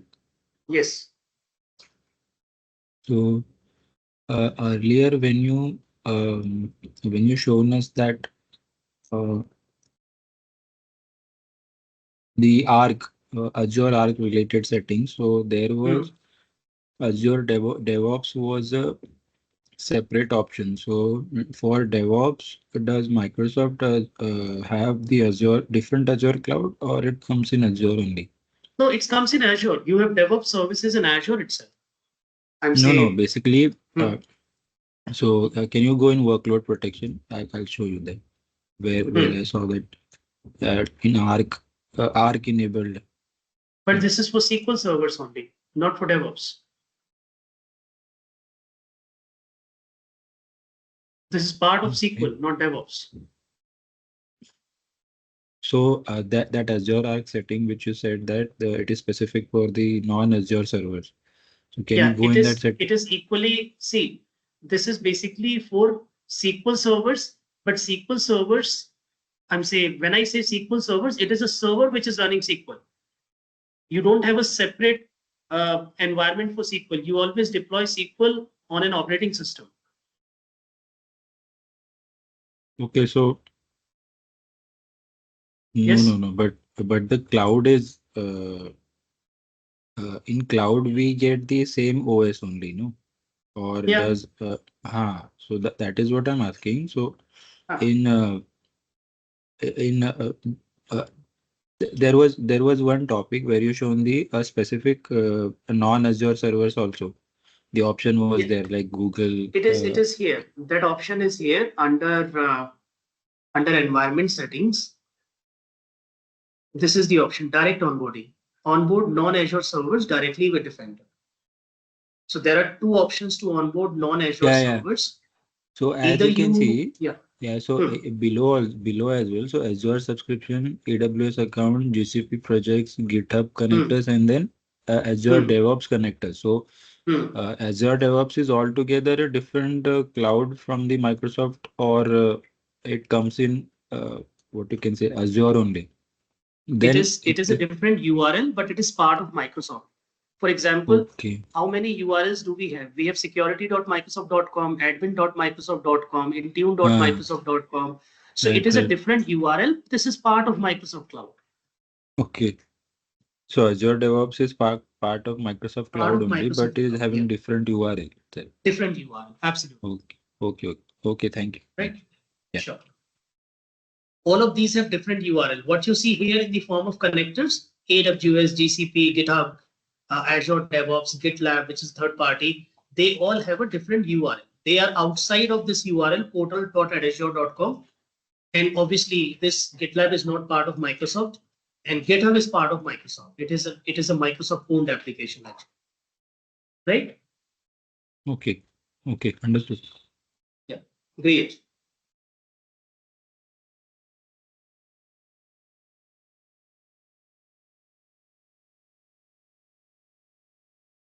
All right, so let's move on, guys.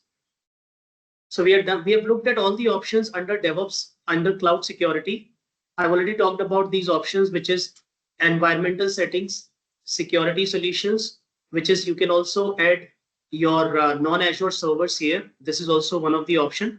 But when you click on add, it directly takes you to the log analytics part only. So it says log analytics workspace. And you already did that yesterday. You've added the workspace yesterday. You can see here, this coverage is on, wherein it says upgrade. It says it is upgraded. Now, when you click on this workspace, basically, here you will get the option to add servers. So whenever you want to add any non-Azure server to Defender for Cloud, all you need to do is get the right agent that you will get here. This is the agent. You can get the agent for Windows and Linux, and you just need to deploy that agent on the server and authorize or authenticate that agent with this workspace ID and key, and then the agent they will start to communicate with the log analytics workspace, and then your server will start to reflect here in that in that workspace, and it will be protected by Defender also. That's the concept. All right. Great. So this was about Defender for Cloud. That is all. When we do the, so right now we're focusing on configuration. After the configuration is complete, then we will look at the capability of the solution, the incidents and alerts that the solution is generating. Plus, we will also simulate some attacks and see how it behaves. That's what we will do. So we have looked at all the options from the configuration perspective, right? These are related to security alerts, incidents. These are related to the validating the configuration, so that we will do probably later on. Okay, so this is from the configuration perspective. And from the configuration perspective, I have done all the configurations in Defender for Cloud.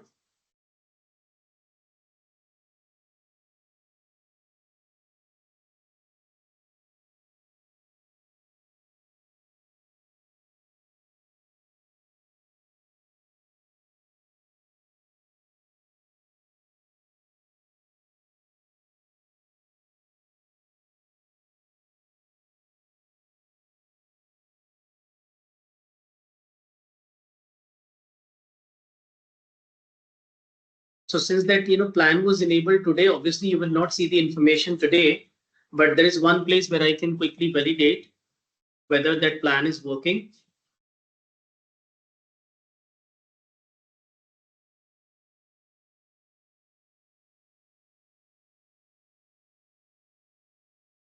Any plan that you have enabled, you will see a policy for that plan here. Yep. It is enabled. So you can see here, this is how you can validate. Even if you don't see it in Defender portal, there are ways to validate. For example, PCI DSS, you've enabled CIS benchmarks, 2.0 we have enabled today. So we see that here. These are the two that we enabled. Then the default CSPM was enabled, which is here. So you can see Defender for SQL or SQL VIMs and Arc enabled. So this is where you see. So basically, Defender has a huge dependency on policy service, because with the help of policy service, it is actually taking, doing its job. So I can validate it here that it is actually working. Okay. So now we'll move on to the XDR part. Let's understand some theoretical aspects of XDR before we get into the configuration part.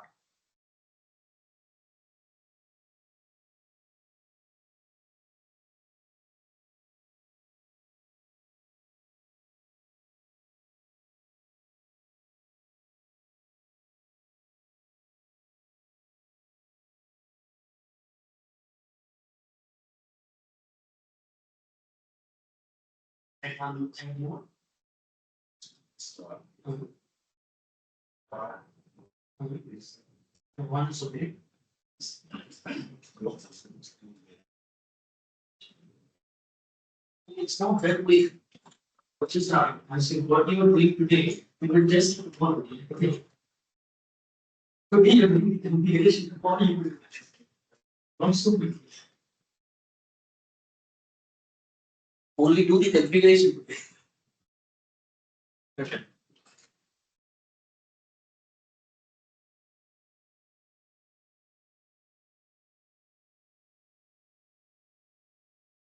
Here. All right, guys. Is my screen visible to everyone?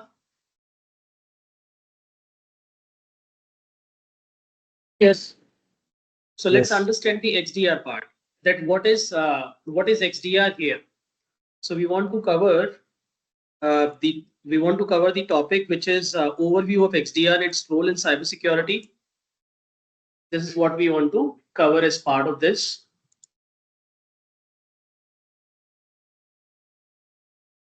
So this is what we are focusing on. So let's look at XDR part. So first of all, if you want to understand the difference between XDR, MDR, EDR, these are the three technologies that you always get to hear. You hear it from people. Let's understand the fundamental difference between these technologies. So first, let's understand the difference between the technologies, which is SIEM, SOAR, and XDR. So SIEM, you already know, Sentinel is a SIEM solution. And for layman terminology, if you want to understand, it is a solution that feeds on logs. You basically have logs, which are nothing but events or activities that have occurred in the past. Those logs are aggregated, and those logs are fed it to SIEM solution, and then it does its job.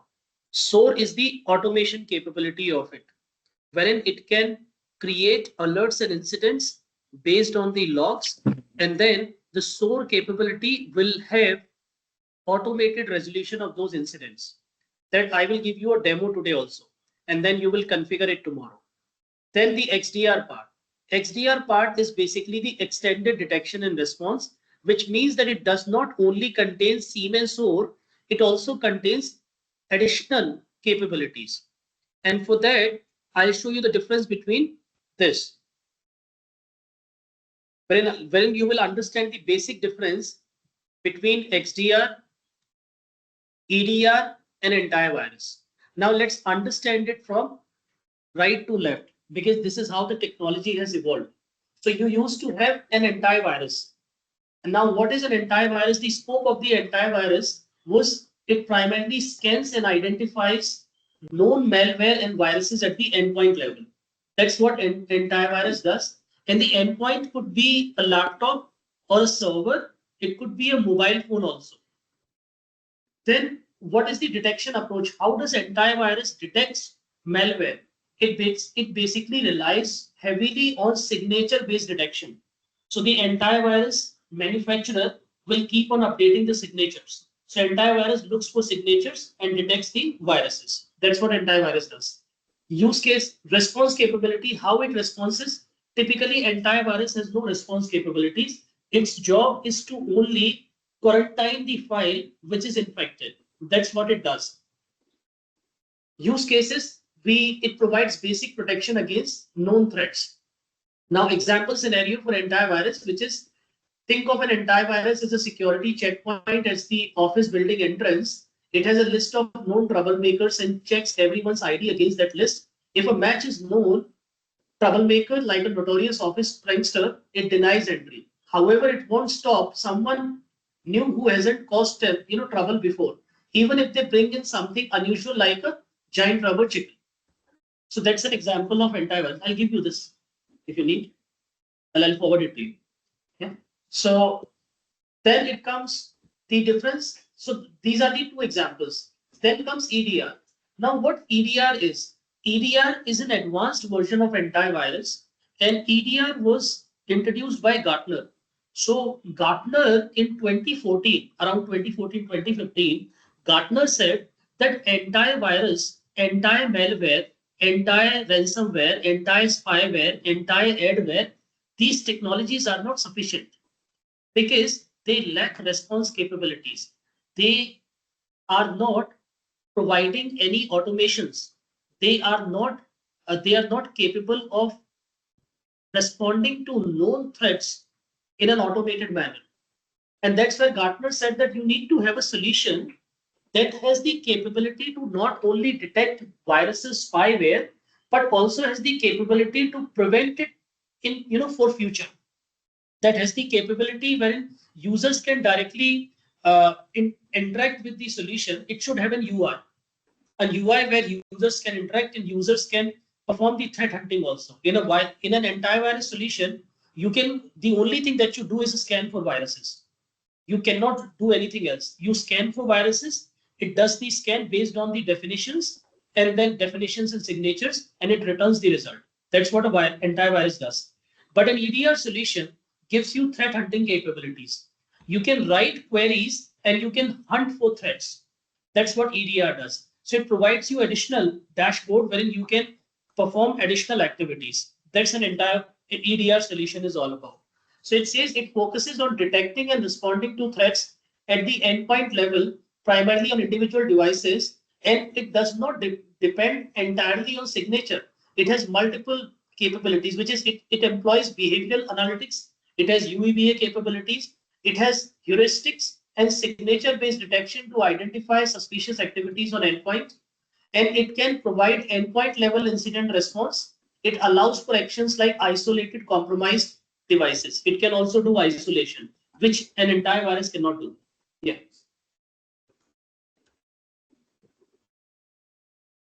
So IDS is different. IDS is intrusion prevention system. IDS is more about an attack that happens from network at the network layer.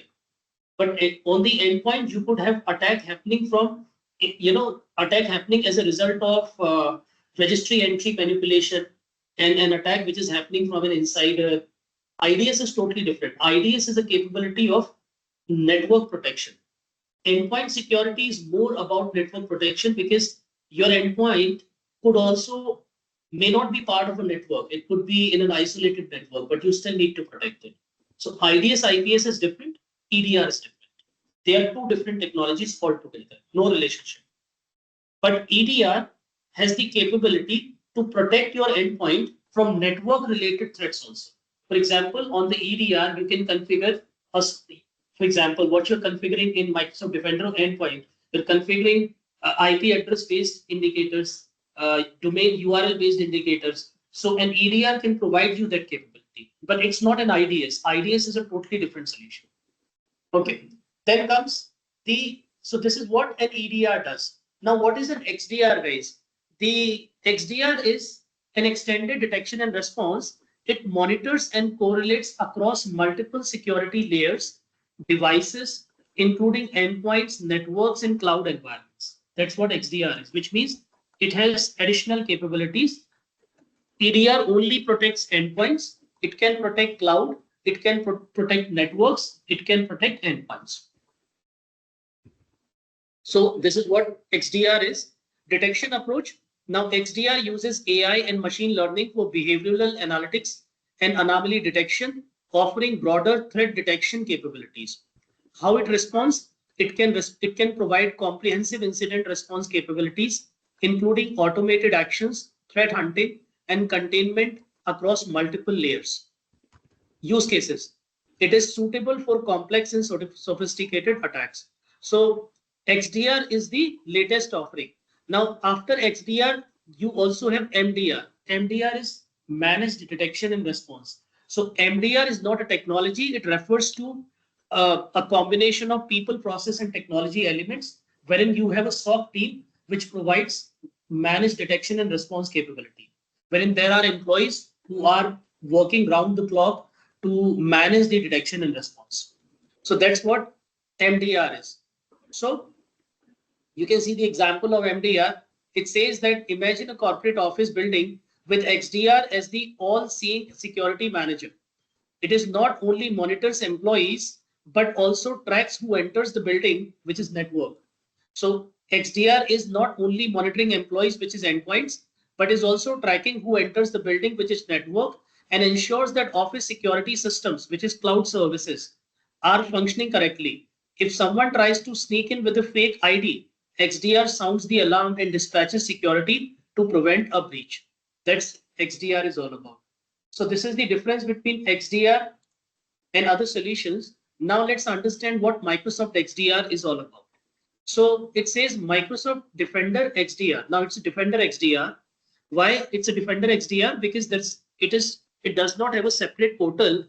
It is available in security.microsoft.com portal. That's the reason we call it Defender XDR. So Microsoft Defender XDR is a unified, natively integrated pre and post breach enterprise defense suite that protects endpoint. Now this is the capability. It protects endpoints, identities, email, and applications. So it protects basically endpoint, identity, email, and applications, and also helps you detect, prevent, investigate, and automatically respond to sophisticated threats.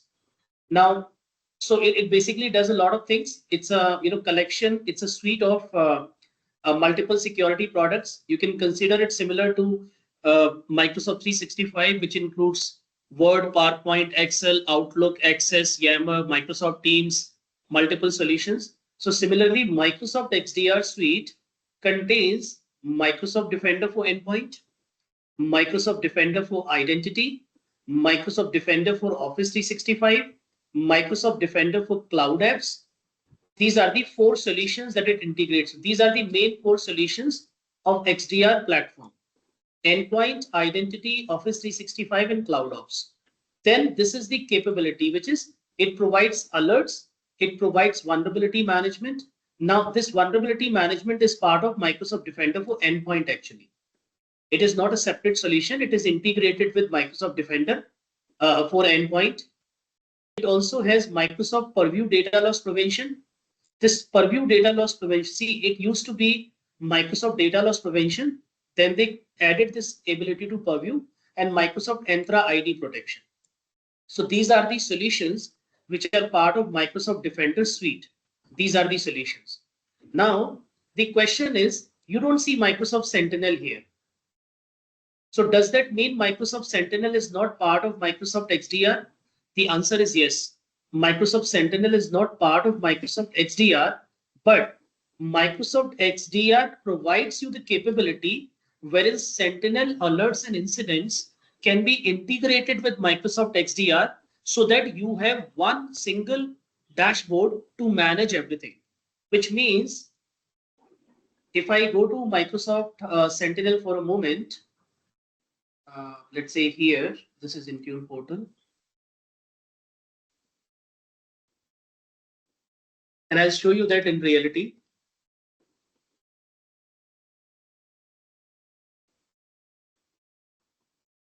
So this is Microsoft Sentinel, which is part of Microsoft Azure portal you see here.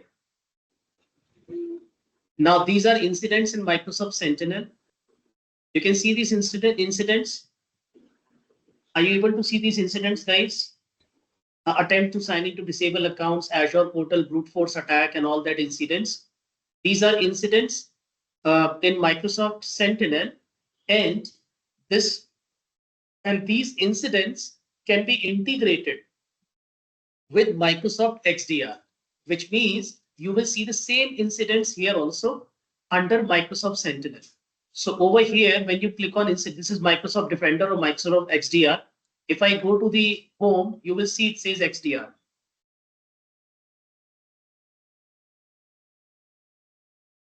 So it says your unified SIEM and XDR is ready, right? So over here, I will see Microsoft Sentinel here. This is the Sentinel.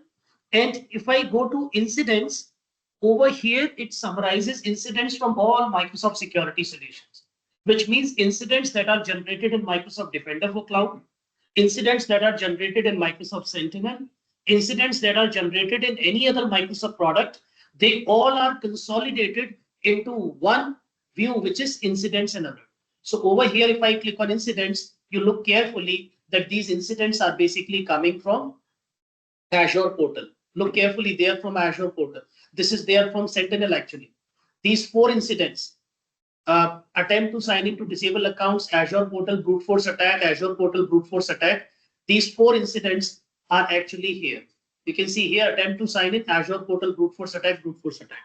So all of these 4 incidents, they are basically integrated with Microsoft Defender because of XDR capability.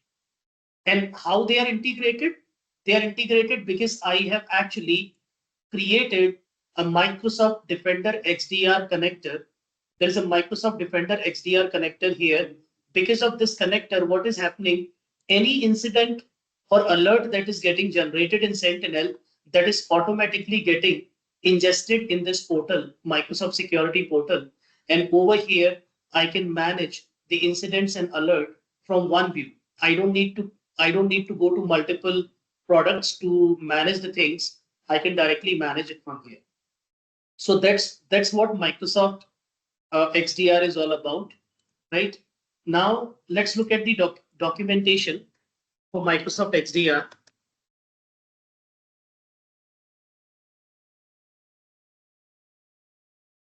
And what license you need basically to use Microsoft XDR. Not this. Let's look at the documentation.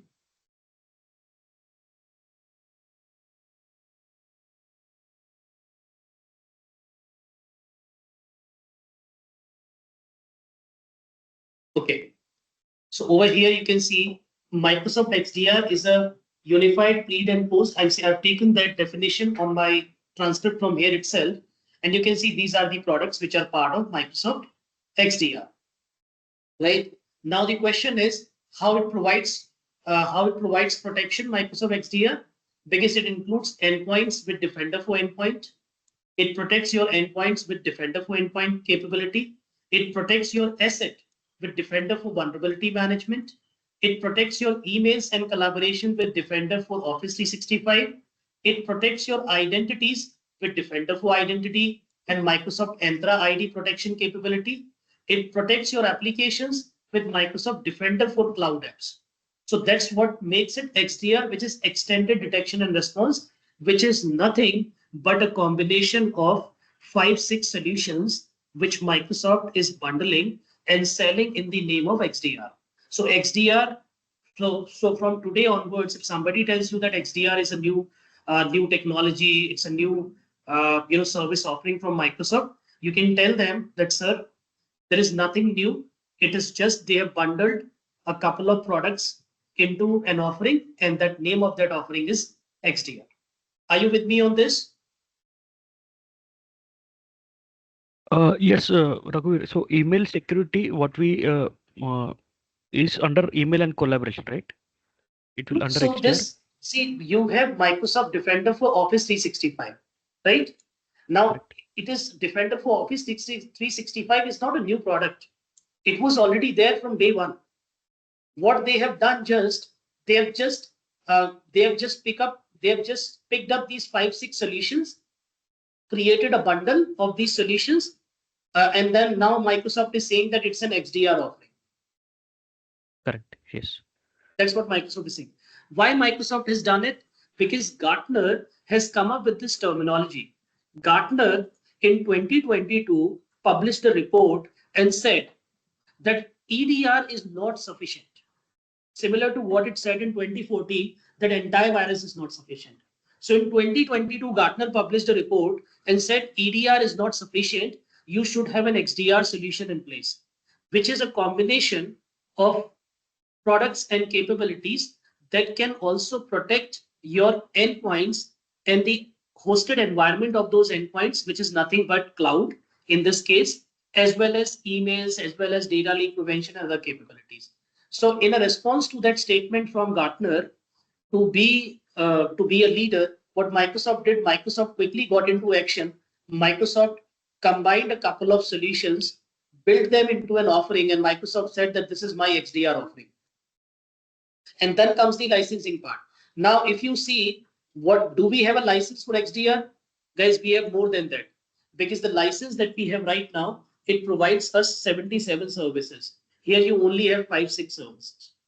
So which basically means that if you need XDR, obviously your license cost will be less because it will have less services. So this is what XDR is, that XDR service protects your endpoints using Defender for endpoint. It protects your asset using Defender for vulnerability management. It protects your email and collaboration. Collaboration means Microsoft Teams and Yammer. So it protects your Teams and Yammer with Defender for Office 365. It protects your identities using Microsoft Entra ID protection, which is part of Entra ID Premium P2 plan, plus Defender for Identity, which is part of Security Portal over here. So over here, you can see the portal. So you have identities, you have endpoint, you have email and collaboration and cloud app. So these 4 things together, identities, endpoints, email and collaboration and cloud apps, if you combine them all into one bundle, it will become XDR. But you have more than this. You have more capabilities available because you have taken Microsoft 365 E5 license. Okay. So this is what it is basically about. All right. Now let's go to this portal once again. Okay. So then it says that Microsoft XDR.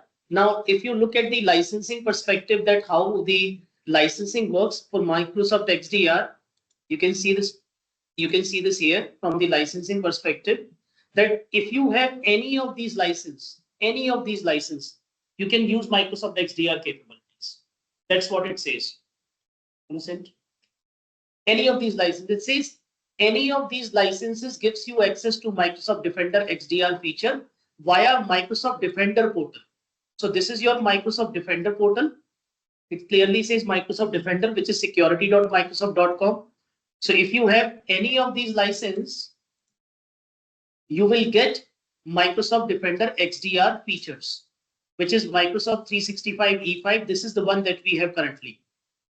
This is the one that we have, right? And then any of these licenses, whether you have Defender for endpoint, Defender for identity. Now what it says that you will have access to Microsoft Defender features. It doesn't say that you will have entire Microsoft Defender suite. Why? Because entire Microsoft Defender suite involves these capabilities.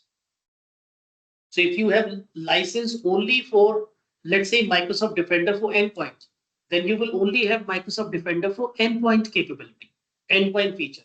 If you have license for this, you only have this capability. So you should have this license. So any of these licenses will give you access to Microsoft Defender XDR features. So this is your license part. This is how you basically need Microsoft Defender for XDR. Now, if you want to access Microsoft Defender for XDR capabilities, you must be a global administrator or a security administrator in Microsoft Entra ID to turn on Microsoft Defender XDR. So that's exactly what is assigned to you. So either you should be a security admin or global admin. Then you can use Microsoft Defender XDR capabilities. Browser requirements, Microsoft Defender can be accessible on Microsoft Edge, Internet Explorer, and any HTML5 compliant browser. It doesn't say Chrome, it doesn't say Firefox, it doesn't say Opera and Safari, because obviously Microsoft would not promote third-party browsers. So Microsoft has intentionally written its browser, which is Edge and Internet Explorer, and then said any HTML5 compliant. So this any means other browsers also. So it works well with other browsers also. Now, is Defender for XDR available for US government community cloud, high and other US government solutions? Yes, Defender, I'm saying XDR features are available to, it says Defender XDR features not available to customers in the following locations. Rest of them it is available. So here it is not available. Rest of them it is available. So this is about Defender for XDR, which is nothing new. It is the same solutions that you have been working in the past. They've just combined them and offered them in new offering. It is like a car manufacturer. They keep on experimenting with a specific model and they just make some small amendments, some small changes, and they say that this is an extended version of this car. That's how it is. So if you want to enable this solution, as I said, you first need to check your license eligibility, which we already have. Second, you should have one of the following roles. So you already have global administrator role, guys, and you should have access to supported services, which is, and then you can onboard the service. So it says onboarding to Microsoft Defender XDR is simple. From the navigation menu, any item, threat analytics to initiate the onboarding process. So how do I onboard? All you need to do, you just need to log into security portal, and in the security portal, you can just click on here, which is under systems, you see settings. In the settings, you see Microsoft Defender XDR. Just click on Defender XDR here, and you will need to configure these solutions and it will be automatically onboarded. So what it says that Defender XDR right now will store my data in US because I purchased this service. This is my tenant ID. This is my org ID. If I want to enable email notifications, I can provide the incident notification rule. So my Defender for XDR is automatically enabled. Here, by default, Microsoft has enabled Defender for XDR capabilities to all the customers who are using any of these solutions. So that this is about the theoretical aspects of SDR. I remember one of you asking probably last time that what is Defender for XDR? Is it different? No. You've seen what it is, and this is not different anymore. Any question on this, guys?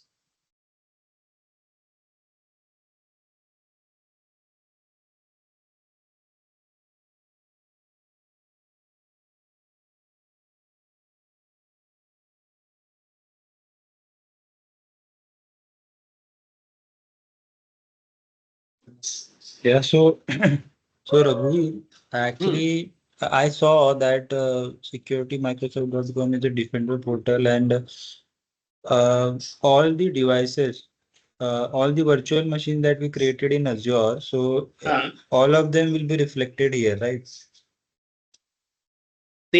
All the virtual machines will only reflect here when you have those virtual machines added into Microsoft Defender for Endpoint. Then only they will reflect here. By default, they will not come.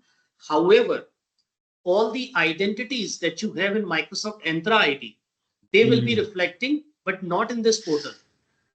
They will be reflecting in admin.microsoft.com, to which this portal is tightly integrated with. Unless you enable a capability, you will not see it reflecting. So, so as I can see in devices, there are 4 machines, and those are the devices which are only servers.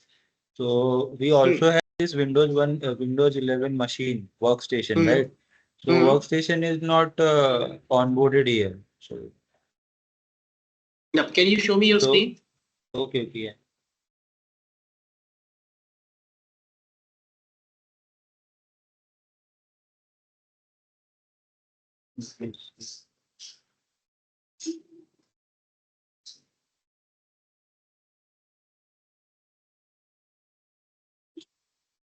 As you can see, all the servers are showing and the workstation is not showing. Workstation is not showing, right? Yeah. Now, I'm saying, are all of you able to see your respective machines under devices? So on this portal security.microsoft.com, guys, when you click under assets, you have an option that says devices. Are you able to see all the machines there? Yes, I am not able to see client machine, but servers I am able to see now. Servers are able to see, right? Now, why servers are coming? Understand, servers are coming because you have Microsoft Defender for cloud workload protection enabled. That is why, and then that portal is synchronizing with this portal. In fact, you will have Sentinel option also here. If you go to Sentinel, you will see your workspace here. That's the reason they are coming. Just to your left, go to your left and scroll it down, you will see Sentinel. It is not synchronized yet. Go to settings.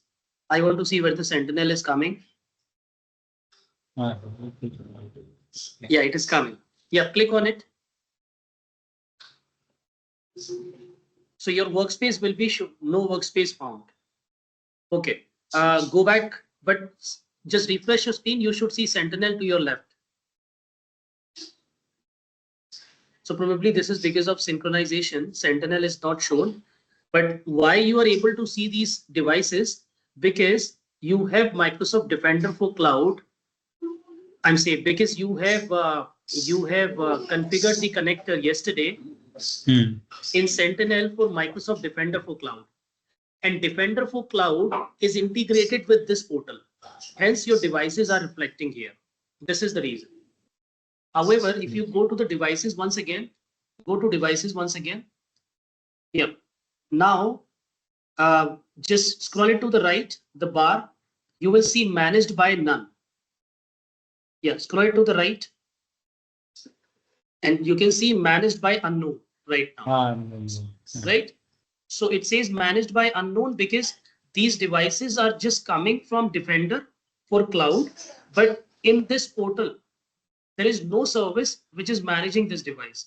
So when you have these devices onboarded into Defender for endpoint, you will start to see them managed by MDA, Microsoft Defender for endpoint, which I'll show you on my screen because my devices are onboarded. So I'll show you. So over here, if my screen is visible to you, can you see my screen? Yes, yes. Okay, now I've got these devices, almost 9 devices. If I scroll it to the right, you will see that it says managed by MD. The devices MD, MD, MD, MD. This is says managed by MD for these devices, right? So since it says managed by MDE, it means that these devices are onboarded into Microsoft Defender for endpoint. And I will have greater level of control on these devices. That's the logic. So by default, these devices are coming because we have an integration with Microsoft Defender for and Microsoft Defender for Cloud with this portal. And that's what Microsoft is trying to do. That's what Defender XDR is all about, that they are trying to bundle the solution and they are trying to configure integration so that if you have your devices onboarded in one solution, they are automatically shown everywhere. That's the point of using Defender for, I'm saying Microsoft Defender XDR. Take it this way, right? So I see everything here. In fact, as I said, in my case, I will also, since I have integrated the Sentinel, I can see my Sentinel incidents also here, coming here automatically. All my incidents are coming. You can see Defender for Cloud alerts and incidents are now available. See, understand this line. It says Defender for Cloud, which is the Microsoft portal. Defender for Cloud is your Microsoft, this Defender for Cloud. Right over here, this is, so this part, Defender for Cloud, and in Defender for Cloud, you have this part. And see over here, let it load, then I'll show you. Right. So this Defender for Cloud alerts, if there is any alert in the cloud workload protection, anything that comes here, this part is already this security alerts that you see here. So when any alert that comes here, it is automatically integrated here. This is what it says. Defender for Cloud alerts and incidents are now available in Microsoft Defender XDR. And that is why when the alerts and incidents are available, obviously any server which is protected in Defender for Cloud will automatically be shown here. That is the logic. Make sense?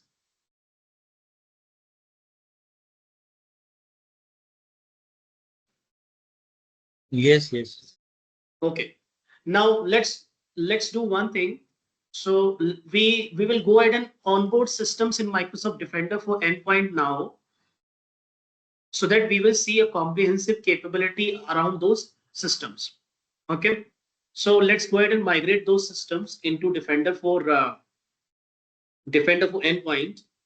So I'll show you the process that how do we onboard systems in Defender for Endpoint. So do one thing. Please go ahead and onboard. Please go ahead and enable. Please go ahead and bring just start all the virtual machines that you have. We are going to onboard them in Defender for Endpoint now, so that they will remain.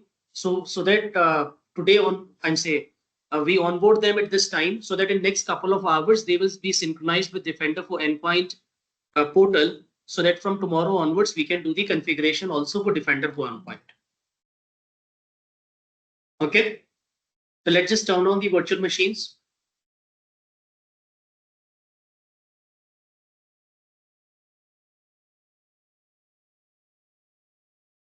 Turn on all the virtual machines, then I'll show you the process, what to do.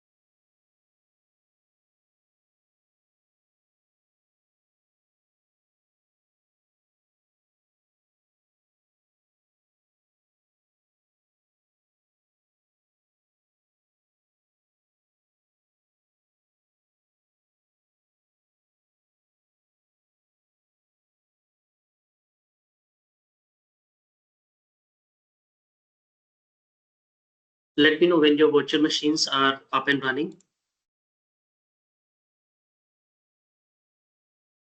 Yes, those are up and running. Okay, we'll wait for others to quickly turn them on.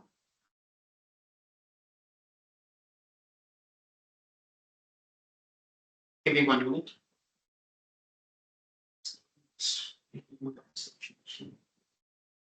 You must see public calculation. I will help you.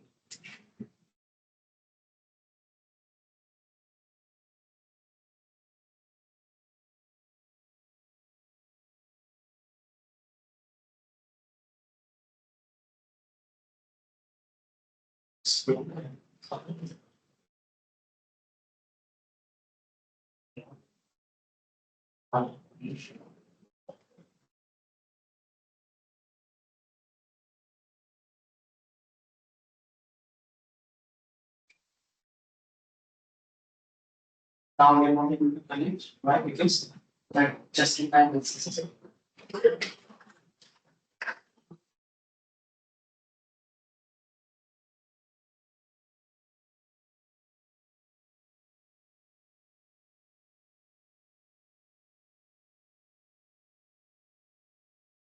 Okay, once you're logged into your Azure portal and you have you've started all the machines in your Microsoft Defender portal or security portal, please log in. Please click on systems, then settings.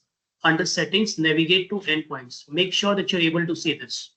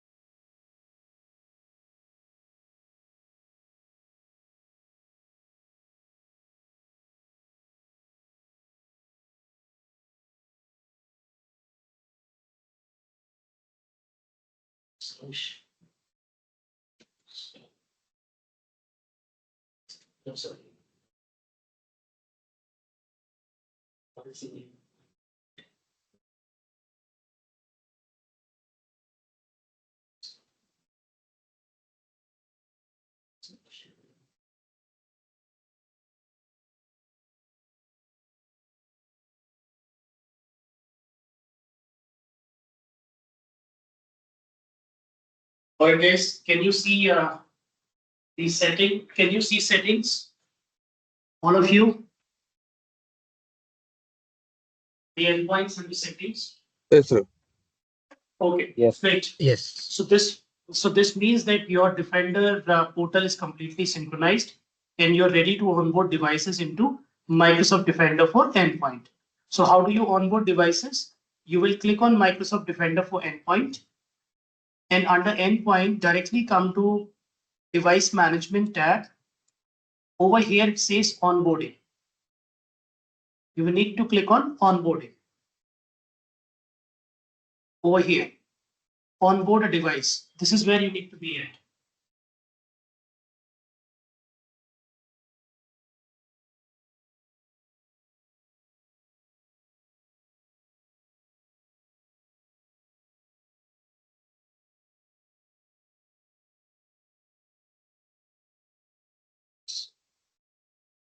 So let's click on onboarding, guys.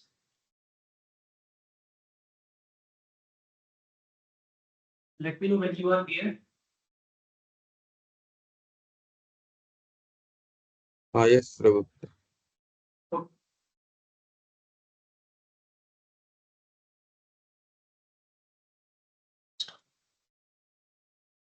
Okay, now let's say you need to onboard devices into Microsoft Defender for endpoint. There are multiple options for deployment. If you have limited devices, 5, 6, 10, 15, 20, then you can use a script-based deployment, wherein a script can be used for onboarding up to 10 devices. If you have, let's say 100, 200 devices, and they all are joined to a domain, then you can use a group policy-based onboarding method.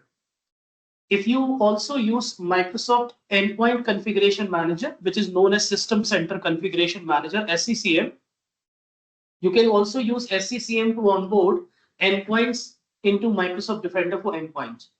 If you're using mobile device management, Microsoft InTune, if you have a license of InTune, you can also configure InTune policies, and accordingly you can onboard devices. And if you're using VDIs like VMware Workspace, Microsoft RDS, any remote desktop solution, VDI solution, then you can use this method for VDI onboarding. So these are my onboarding methods which are available.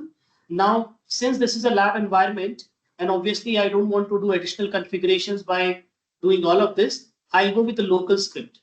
So we will use a local script to onboard devices into Microsoft Defender for endpoint. And for that, we will need to select the operating system of our device. So you all have a Windows 10 and 11 operating system. So select Windows 10, 11. In the connectivity type, you need to click on standard. In the deployment method, you need to select local script and then download this script. Now you need to do this on the device that you want to onboard. Whichever device you want to onboard, you need to do this on that device, right? So please log into your virtual machine one by one. If you are logging into Windows 2016, then download this 2012 and 2016 package. If you're logging into 2019 and 2022, download this package. If you are logging into Windows 10 and 11, download this package. Download it and then I'll tell you how to enable it.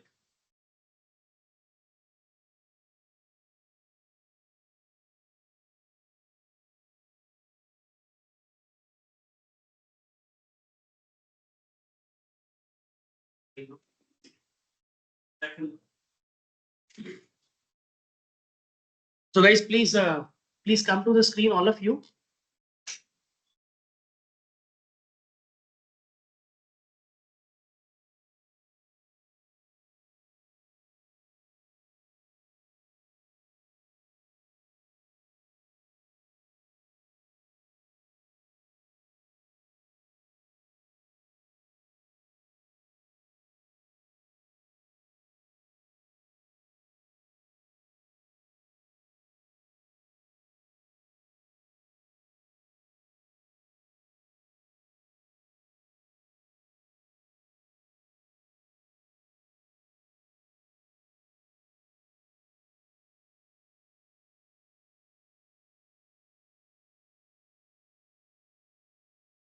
Raghu, I'm getting an error when I try to download the onboarding package.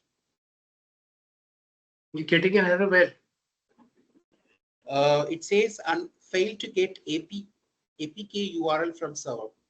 When I under onboarding section, when I try to download the package. Shall I share my screen? You'd like to see? Yeah.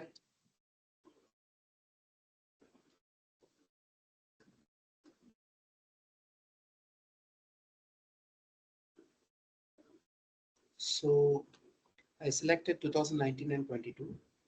Then I selected standard. Then I selected deployment method. Just go to the top once again. I want to see it from start. Go up, go on the top. We've selected 2922, which is okay. Why does it say first device onboarding completed? Did you do that in the past, yesterday? No. No, when I select the operating system, this says that the status gets changed as completed. For So example, this first device onboarded completed means that you actually onboarded a device. no, But that's okay. when I check, That's okay. Let's move on. That's okay. Just scroll it down.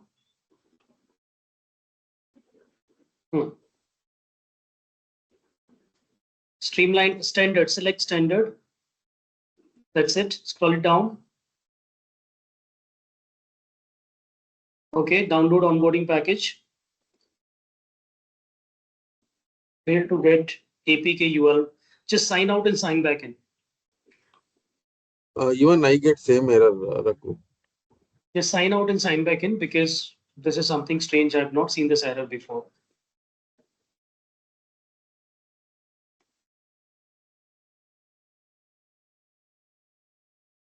Sign out.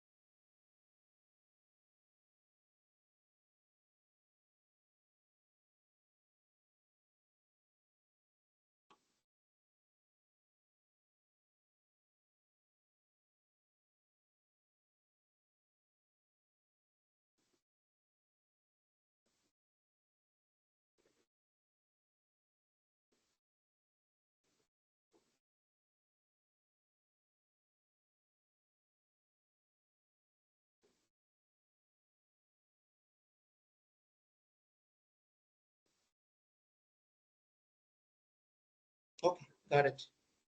Thank you.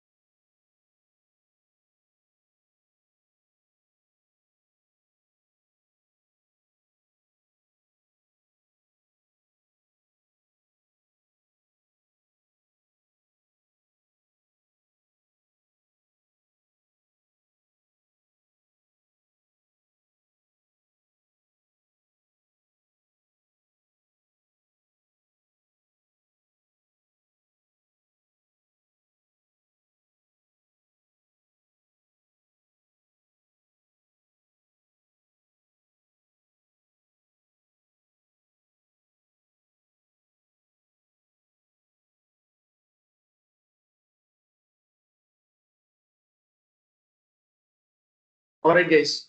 Are you able to see it, guys? Are you able to download the package? Yes. Yes. Great. As I said, if you're not able to download, just sign out and sign back in. Now I need one person to share the screen so that I can guide the process of deploying the agent. That will remain the same.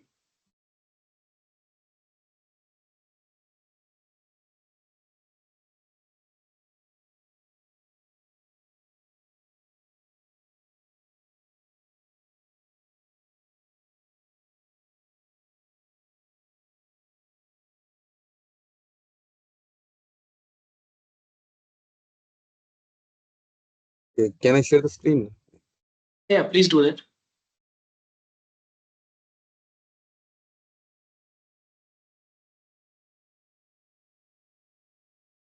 Yeah. Uh, Okay, great. I have downloaded here. Which operating system is this? Windows 10 11. This is Windows 10, right? Does this package, is this package for Windows 10? Yes.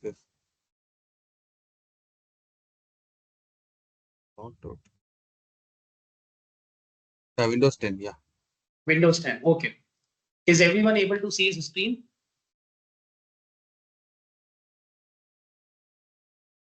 Is everyone Yes. able to see Srinath's screen? Yes. Yeah. Okay. Srinath, can you, yeah, okay, this is Windows 10. Srinath, can you open Explorer? I just want to make sure that this is Windows 10. Okay. Explorer, Yes. this folder, no, the portal will not tell me that it is Windows 10. How will you tell me with this is Windows 10 machine? I didn't log in it. This one I need to log in. I downloaded it in the host machine. Sorry. That's what I'm trying to say. You are on jump host actually. That's the reason I Yeah. asked you this question. See, Yeah, I mean, guys, jump you host. need to download and install the package on your endpoints, not on jump host. Is everyone with me on this? Log into your respective virtual machines. I also call them endpoints. So log into the machine and I'll tell you. Yeah, logging. Hello? Hold on.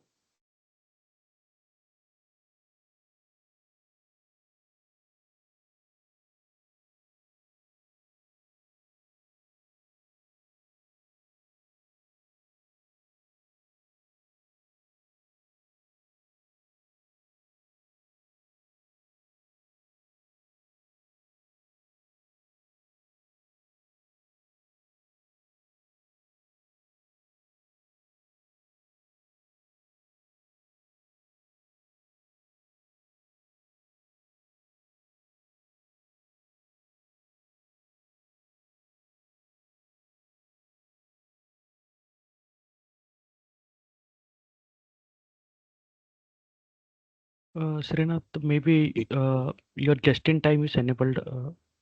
I'm not sure, like because of that.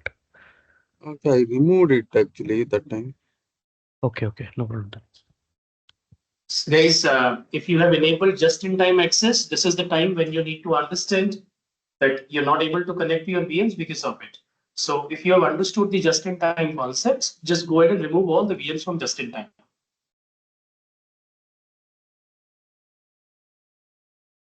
Otherwise, it will unnecessarily delay the process.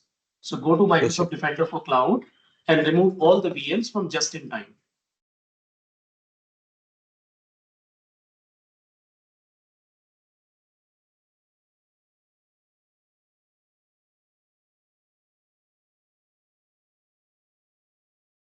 Oh, how this is not where you have just-in-time. Just-in-time is part of workload protection. Workload protection. Yeah, over here. Scroll it down. Just-in-time. Select all the 5 VMs. You cannot select them all and do it. One by one, you need to select. And to the right, you have 3 dots. Then you need to click on them. Yeah. Remove all of these VMs from here. The point is that you should have understood the concept. Now, because of this, it will trouble you unnecessarily. So just remove it.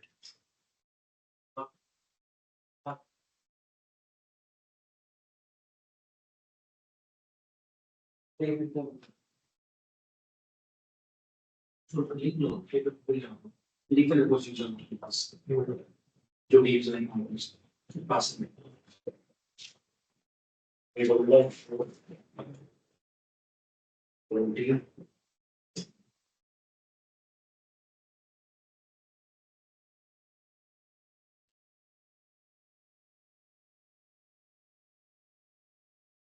when are you going to Royal Enfield? Sure. Raghuveer, a question on this screen, Raghuveer. So Thursday, you stay back, we will leave at 6 o'clock. 6 o'clock, no shooting, then we will leave at 6. Yes, it's across, I'm saying it's only, there's a road in parallel to this, there's parallel road, we need to go to that parallel. So we'll take an auto and wait. Yes. Did you see the information? Okay. That's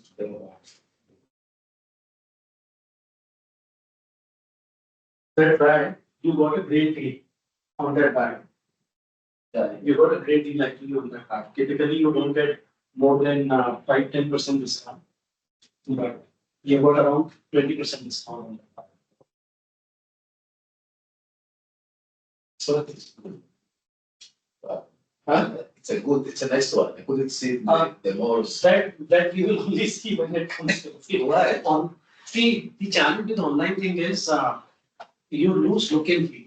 And so you can only see it, but window shopping has its own edge. You actually can see the product, you can look at the quality and all that. In online shopping, you only when you receive it, then only you. So, but since it's an American tourister, I'm sure they may take one. Do you think they can show me a picture? No, that's not Amazon will never do. No. It's a reputed business. I'm saying you're not purchasing it from a local store. It's Amazon. They would never do it. That's why I look there and Huh.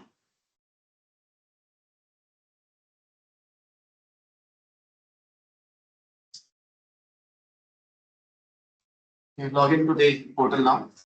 Yeah, I'm logging.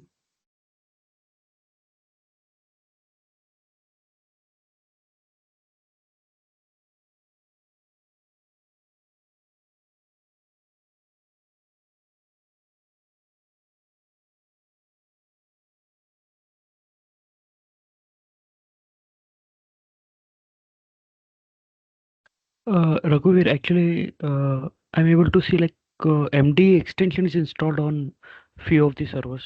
So I'm not sure like how it got installed.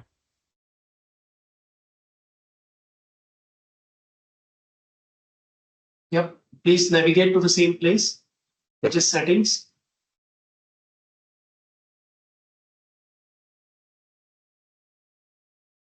Download the package for this machine.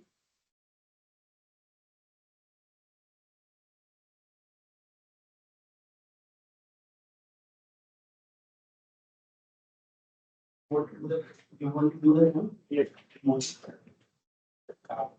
Yes, I had on it. Yep. It's downloaded. Where it Yes. is, just go It's to the in file download ex- folder.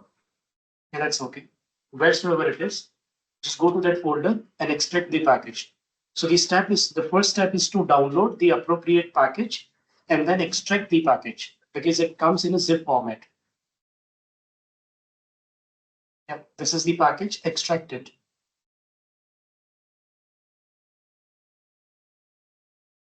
Yes. Now go to the extracted folder, not here, go back to the previous.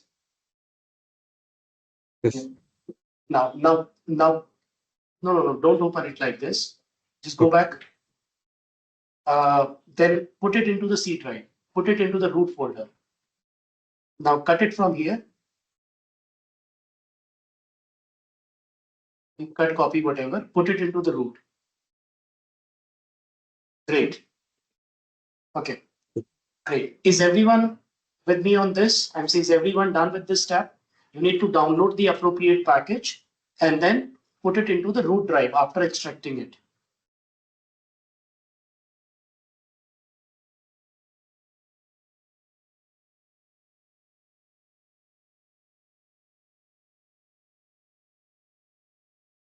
Is everyone done with this option? Yes. Okay, now open a command prompt with elevated permissions, administrative access. So now you will need to install this package, and there's a set process that you need to follow. Right click with administrator, run as administrator. And in the command prompt, navigate to this package. Go to the root, type cd /, that will take you to the root, /. No, this is for, yeah. And now type dir, so that you validate that it is there. Hit enter. Now cd, go to that package folder, space, and space, you can put hash, you can put the first few letters, and then you can put hash there. Now put, yeah, right, hit enter. So you are into that folder now, package. Now, once again, you need to open this. I'm saying you're in the package, just do dir once again. The package, hit enter. Now you see this file, that CMD file, copy this file and paste it here. Or the other way is just type the first few letters and do tab from the keyboard. First few letters of this file name, Windows Defender. Yep, now tab. Now you see the file. All you need to do here is hit enter, and it will start to deploy the script. Now don't put a space, yeah, over here. Now read it. Just maximize the screen. Yeah. Maximize the screen. Okay. Now understand this thing, what we are doing. So the script that you are running right now, the script is for onboarding machines to Defender for Endpoint Service, which includes security and compliance products. So once this machine is onboarded to Defender for Endpoint, any additional security and compliance product that you have, which is Defender for Identity, Defender for Cloud Apps, Defender for Vulnerability Management, these products will also be able to make use of this VM. Then it says the script, once completed, the machine should light up in the portal within 5 to 30 minutes. So sometimes it lights up in the portal the very next moment. Sometimes it takes up to 30 minutes. So you need to wait. You need to be patient here. Now this machine must have internet running on it, and it requires outbound on port 443. So we don't have any restriction on this machine, which is good. So let's go ahead and press Y.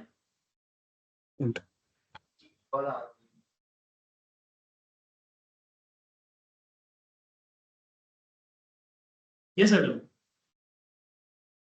Hello? No, this is where we tell you.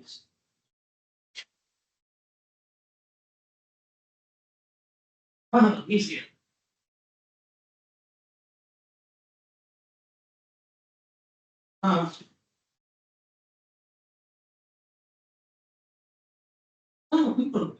तो payment देखी बात कहाँ से आई payments?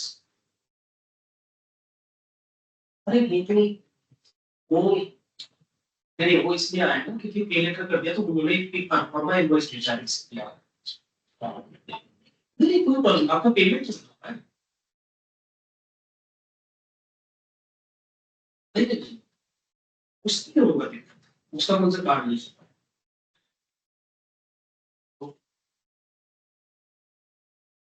No. Okay. All right. So now that you have pressed enter, read what it says. It says starting Microsoft Defender for Endpoint onboarding process. As part of this process, first it will check whether you have administrative privileges, which is running. Which is good that your script is running. Then it will start the Defender for Endpoint service. Once that service is started, it says successfully onboarded machine to Microsoft Defender for Endpoint. So your machine is onboarded, but you will need to check, you will need to validate whether this is successful. So go back to the Defender portal. Just go to the Defender portal, and on the portal, maximize it. There is a detection text script also. The second number of step, run a detection test. Copy that script. You see a copy button right next to the script. Yeah. No, yeah, this script. Copy. Okay. Now go back to your endpoint. Go back to the remote. Yeah. Now paste it here. Just paste Yes. paste it and hit enter. Your command prompt will automatically close. Done. So your command prompt is automatically closed after this. It confirms that your onboarding is done. Now go back to Defender portal. You should see your machine reflecting in the portal.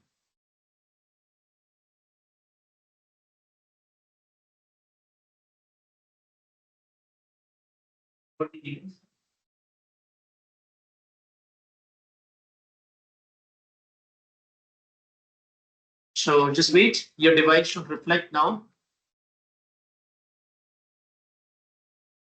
Which machine was it? Yes, sir. Windows 10 work. Windows 10 1. Scroll it to the right. Very soon you will see it getting managed by Defender for endpoint. But that's okay. Even if it doesn't say, that's absolutely fine. Just go ahead and complete this process for all the machines. Okay.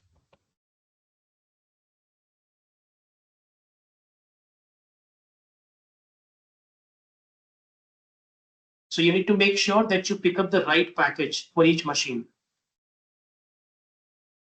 Is everyone with me on this, guys? I'm saying, did you understand the process that how do we onboard an endpoint into Defender for endpoint? Which means you just need to identify the operating system, download the script of that operating system on the machine, and then run that script from the command window. That's what you need to do. So I will give you another 15-20 minutes. I'm sitting right here. Please continue to do this onboarding, and once you're done, just let me know. And if you are stuck, then also let me know. Raghu, I just removed the just-in-time all the VMs from the just-in. I'm not able to RDP into the servers. Did you confirm that they are out from just-in-time by logging? Go to the specific VM, go to its network services, and check whether that NSG exists. Okay. So you get this option. So now the registration is done, but after the registration is done, there is no. So do you see the time frame that this? It doesn't give me that information, but they make it that. Okay, so can you check some last Invoice. Ah. I use the invoice number for security for links up. No, but when you go to studying for exam, how much time do you have? Say, Raghu, I have. this process, probably we can check it tomorrow. We just need to validate that you have sufficient time to study the exam. Because what my Saka contact told me, after you made the payment, you have 6 months to study the exam. So, Raghu, I have one doubt. I take a month. Yeah, I'm saying we just need to check, so we can check it tomorrow. Yes. First thing. Yeah. Okay. Yeah. What do you need? All right, I'll see you tomorrow. So by tomorrow, this will start tomorrow.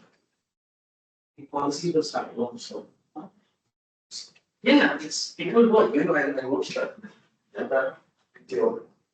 Okay. Yeah, you can watch my Sentinel video file on my channel because once this starts to work tomorrow, then we will do all the configurations. Okay, sure. I'll see you tomorrow. All right. Yeah. Who had a question? Yeah. Yeah. I can So hear this you. for Windows 2016, I have two options. So Download. for 16, there is one additional step that you need to do. It is only applicable for 16. There is one additional package that you need to install because 16 is an old operating system. So Microsoft has updated the Defender package. It's a KB, knowledge base article that you need to install. I'll share the URL for it. Okay, give me 1 minute. Okay.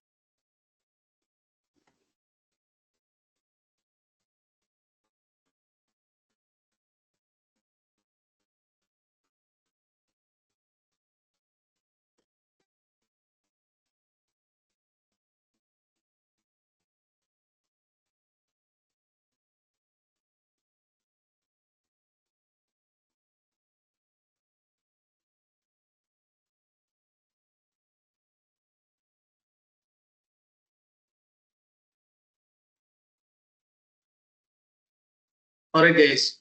Is my screen visible to everyone?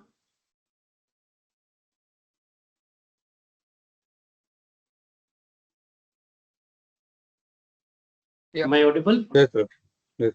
Okay, so this is only for Windows 2016. In case of 2016 and 2012, both basically. So what basically happens when you try to onboard Windows 2012 and 2016, because they are deprecating operating systems from Microsoft, and you cannot download, you cannot onboard those devices directly unless you deploy this KB. So you can see this KB. Always go with the latest version. On my screen, you see it here. This is the latest version which got updated, right? So this got updated on 4th of June itself, which is this month. So you need to download this version on Windows 2016 server first, install it, and then install the onboarding script, and your script will run successfully. This is what you need. Because if you don't do it, then script will give you an error. Make sense? This is the KB. Yeah. I've already put this information into the chat window. The URL from where you will get to this link. So can one of, yep, you can share your screen, whosoever was sharing, and let's do Windows 2016. No, I can't do that. It's on my personal PC connecting, so sorry, can't That's do okay. that. Who was sharing the screen? Anybody who can share the screen? So, but so one doubt there. With this, I've got two options: download installation package, download onboarding package. So I should be doing onboarding package, right? Give me a moment. This one, when you click on download? No, not this one. I'll do this, but after doing that, this you said we need to run this onboarding package, right? So in the onboarding option under endpoints and under the device management, I see two options: download installation package, download onboarding package for 2016. Okay.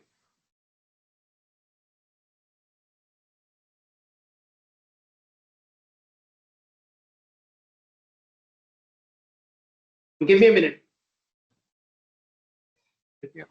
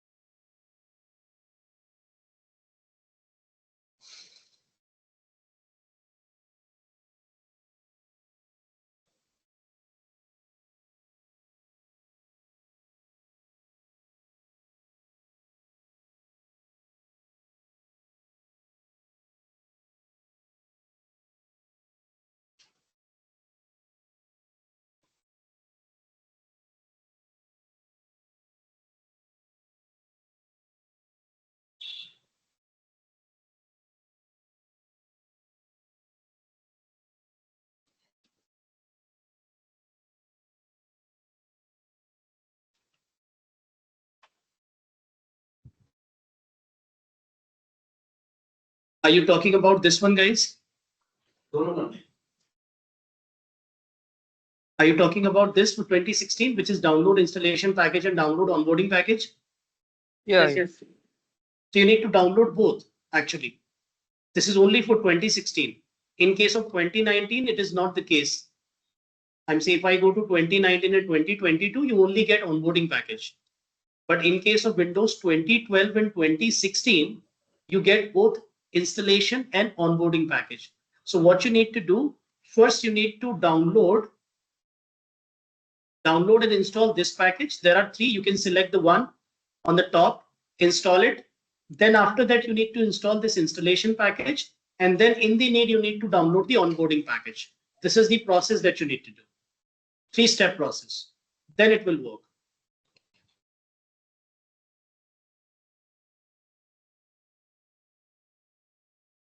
Okay.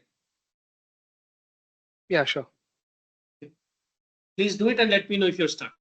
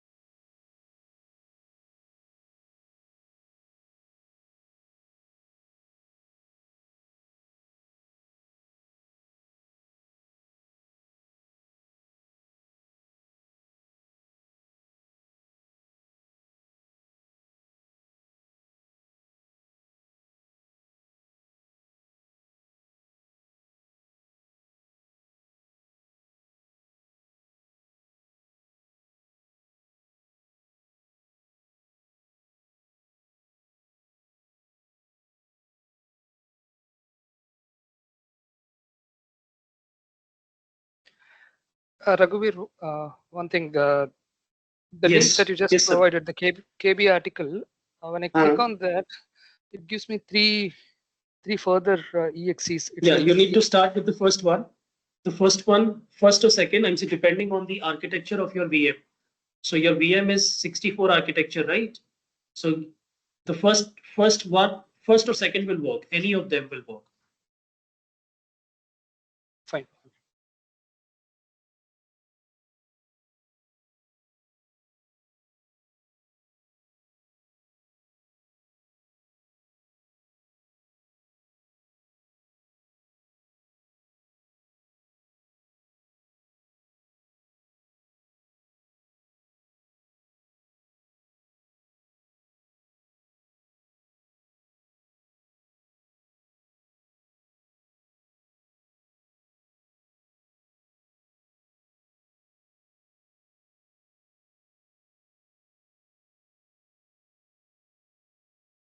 Yeah, Linux part.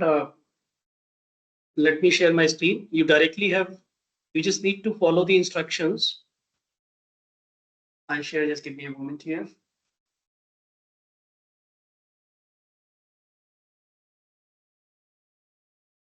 Let me know when my screen is visible.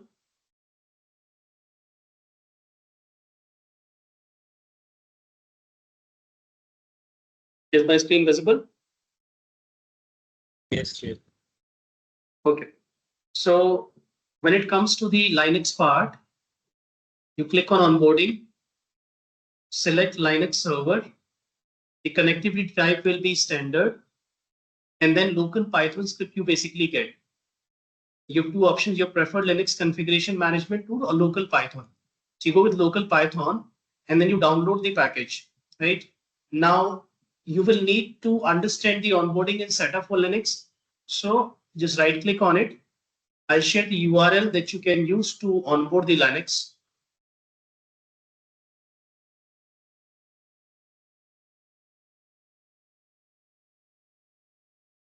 Give me a moment here. The system is working a bit slow.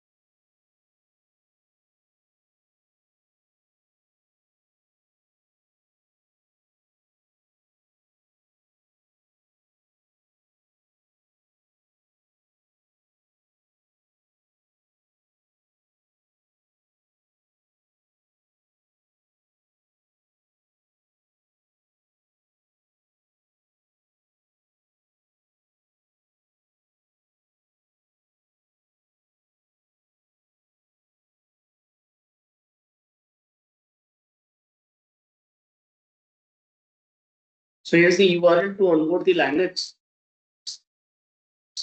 to everyone. I put that into the chat window also for your reference. Do you see it there in the chat window? Yes, yes. Okay, so this is the URL that you can seek help to onboard Linux. So first of all, there is a prerequisite, which means you should have a license, which you already have. Then you see the prerequisites and system requirements for Linux, which is you need to follow this document. This is the script that you get. And then depending on the Linux flavor, so whether you're using RHEL and other variants, the first thing that you need to do is ensure that you update your Linux systems. And once the systems are updated, then you will need to, this is basically for the package part. You just need to follow this document and you should be able to onboard your Linux systems also in Defender for Endpoint. So this is what you need to give it a try. Depending on the system that you have, depending on the version, whether it's Mariana, whether it's Ubuntu, that's what you need to do. So follow this and you should be able to do it for Linux. Okay. Now you can try it later on. Let's move on with the configuration. So is everyone done with onboarding Windows 10, 11, Windows 10 or 11 or both? Windows 2016, 2019 and 2022. Right. Yes. We have onboarded all. Okay. So after you're done with the onboarding, after you are done onboarding the devices into Defender for Endpoint, the next option after the devices are onboarded, the next option is to configure. So next option is to configure some settings basically. So you need to configure the settings also. Then only you will be able to configure the security controls on the devices. So once you're done, let's move on to the next step, which is once again, let's go to settings. And in these settings over here, click on endpoints. Let me know when everybody is here. We need to do some basic configuration.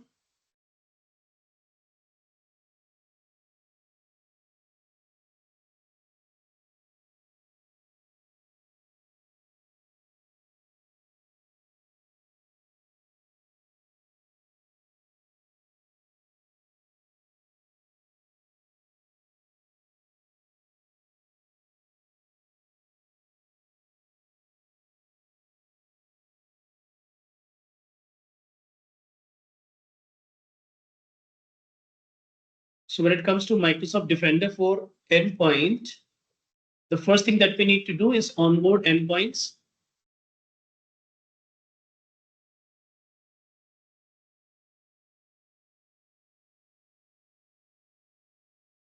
So first you need to do the onboard and onboarding endpoints, which we did using manual scripting method.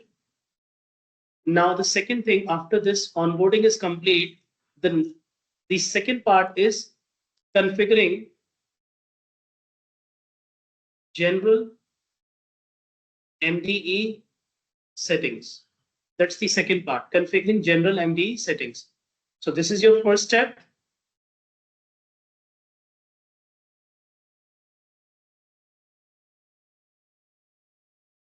This is your second step.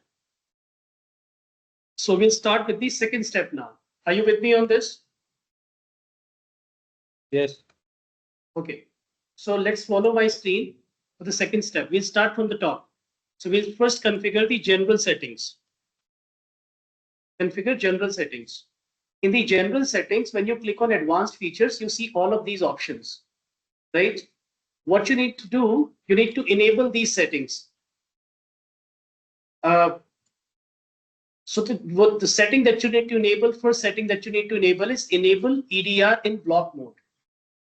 What this setting basically means that you will give capability to Microsoft Defender for Endpoint to be able to block certain behavior, certain deviations. And say you can see when turned on, Defender for Endpoint leverages behavioral blocking and containment capabilities by blocking malicious artifacts or behavior observed through post-breach endpoint detection and response capabilities. So we need to enable this capability, turn it on. Next is automatically resolve alerts. Turn it on so that Defender for Endpoint has the automation capabilities enabled. Next is allow or block file. This is important because we will have a hash and certificate based indicators configuration in which we will want certain behavior or certain executables to be blocked on on endpoints. So we need to turn this setting on. Next is hide potential duplicate device records. Yes, sometimes what happens, you have duplicate records in Defender because you onboard multiple devices and the devices name are same.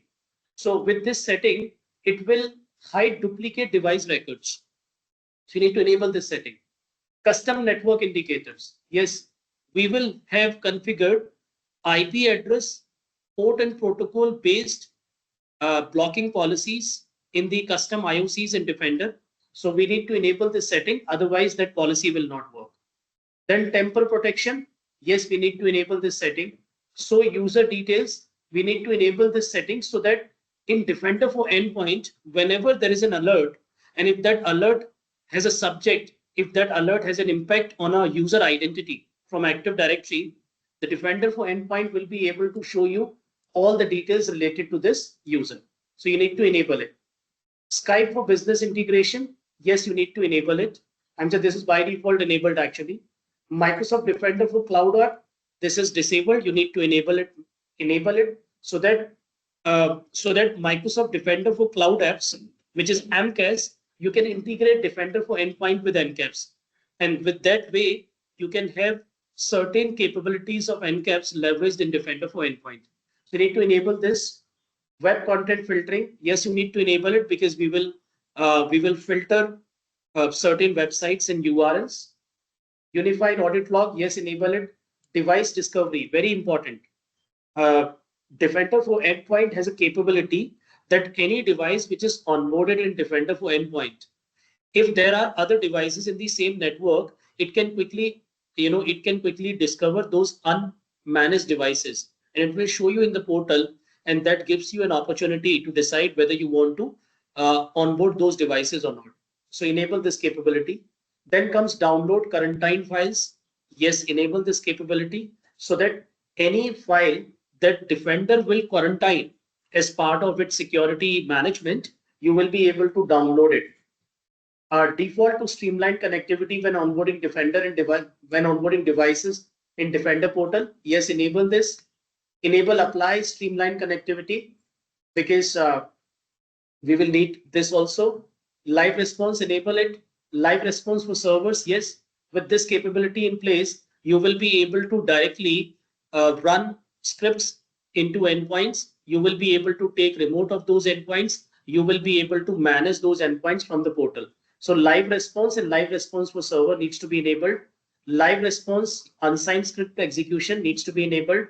Now share endpoint alerts with Microsoft Compliance Center. Don't enable it. It will unnecessarily share alert information with Microsoft, which is of no use. Then Microsoft InTune connection. Yes, this is very important. A lot of Defender capabilities are enabled or configured in Microsoft InTune portal. If you don't enable this connection, then Microsoft InTune will not be able to collaborate with Defender service. So you need to enable this setting. Are you with me, guys, on this? Yes. Yeah. So it says connects to Microsoft InTune to enable sharing of device information and enhance policy enforcement. You need to enable it. Authenticated telemetry, please enable this service. This will provide additional capabilities. This is something new that I've seen today. And then preview features. Microsoft is also launching some additional preview features that you can also test. But the challenge with preview features is that they sometimes corrupt your environment. They corrupt your existing configuration. So I don't recommend using testing any preview features for a production environment. So I'm not turning it on. Now, after you enable the settings that I've talked about, just click on apply and you will get a confirmation that the settings has been enabled. It will take a couple of minutes to get applied. Please do this part.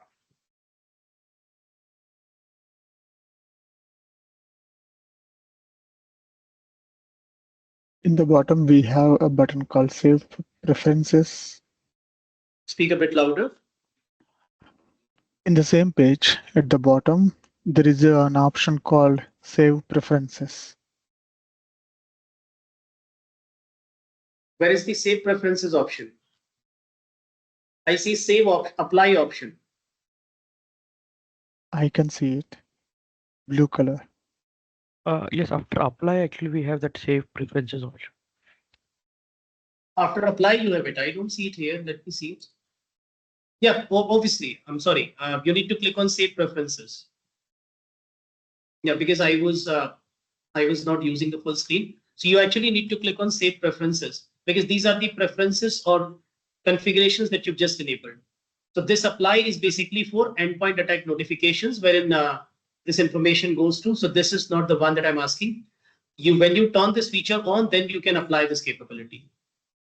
Right, so we are not turning any preview feature on. So just click on save preferences.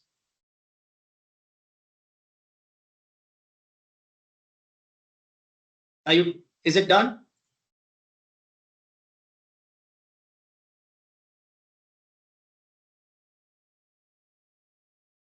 Yes, Raghu, then.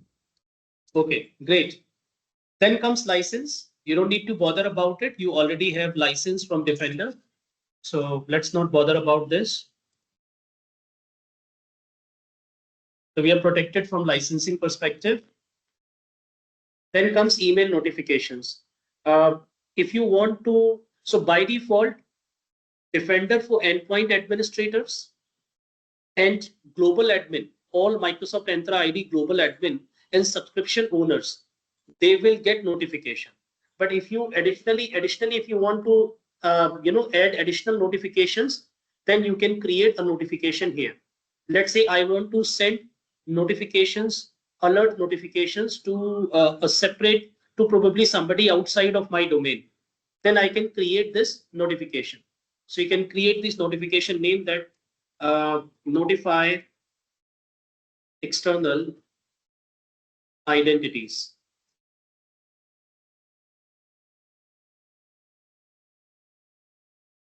Notify external identities. Next, then you can see include organization. Now, when you are notifying external identities, do you want to capture these information? So I say yes, please notify. Notify for alerts on all devices or notify for alerts on selected device group. I'll say notify alerts on all devices. Then what kind of alerts? So I'll say only high alert should be notified. Next, then here you will put the recipient email address. You can put the email address of the recipient, whosoever you want to notify other than administrators. You can put the email address like this. You can add multiple email addresses. Click on next, review this rule and submit. So this is how you can create notification rule when you want to notify additional recipients, or let's say your SOC team. So SOC team has a DL, which is, let's say, abc at security monitoring at abc.com. You can put that email address here. So this is how you can create alerts. Similarly, for vulnerabilities, if there are vulnerabilities identified in your system, you can also create notification rules. Make sense? Yes. Okay. Next, auto remediation. So for auto remediation, you need to have a. So I'll come back to this feature probably later on once we have some security, some indicators configured, some alerts generated. Then I'll talk about auto remediation capabilities. Right now, I'm just leaving it. Then comes role. Next, this is where you can define the roles. You can basically define the roles, and those roles can then be assigned to users, L1, L2, L3 users, and then accordingly they will have capabilities in the portal. So if you are supporting Microsoft Defender for endpoint for a couple of customers, your identity has actually been assigned a role over here.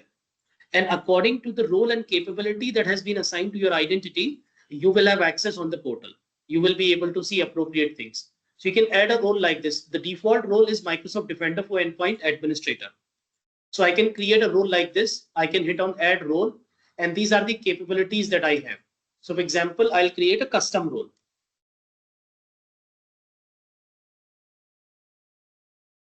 Custom role, and I can say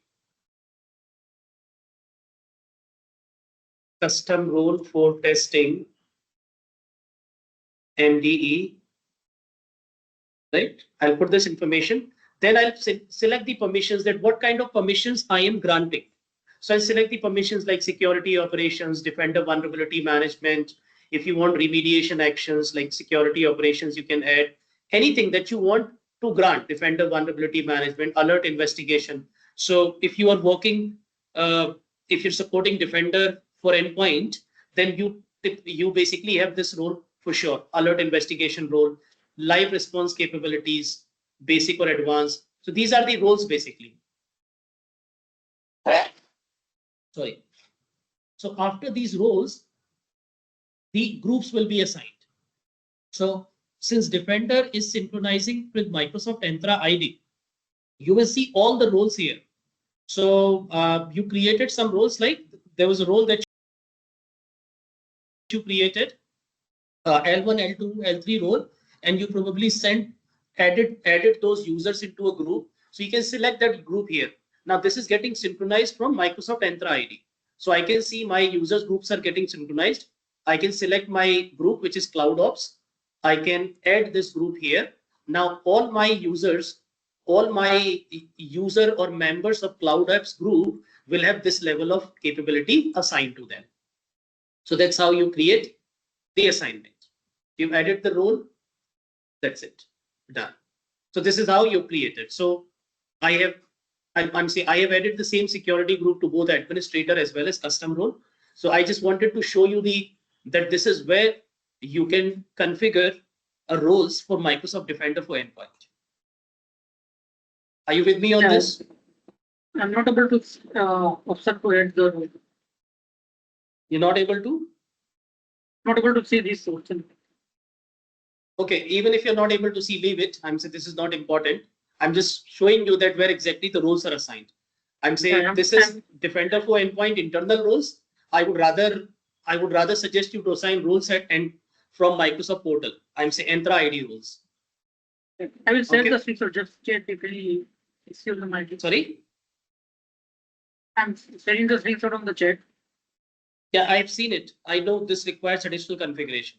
So yeah, okay. Let's move on. Okay, then comes device group. Now device group is very important. Why it is important? Because when you create policies or when you create certain restrictions, you don't create it for everyone. There are some restrictions which are global. There are some restrictions which are department wide. There are some restrictions which are environment wide. Like you will probably have certain restrictions for production environment, but for non-production environment, you will give them some leniency. So that is where device group is very important, because in the device group, you will add devices and the endpoints that you will onboard, those endpoints will be distributed or they will be co-located into a device group. And when you create policies, when you create rules, when you create restrictions, you will need to select the device group. There will be two options. Either you can apply it to all the organization, or you can apply it to a specific group, right? So device group is very important here. So we can create a device group. For example, I can create a device group like this. I can create a group, and all of this, whatever you are configuring here in Defender for endpoint, this all will get synchronized with Microsoft InTune.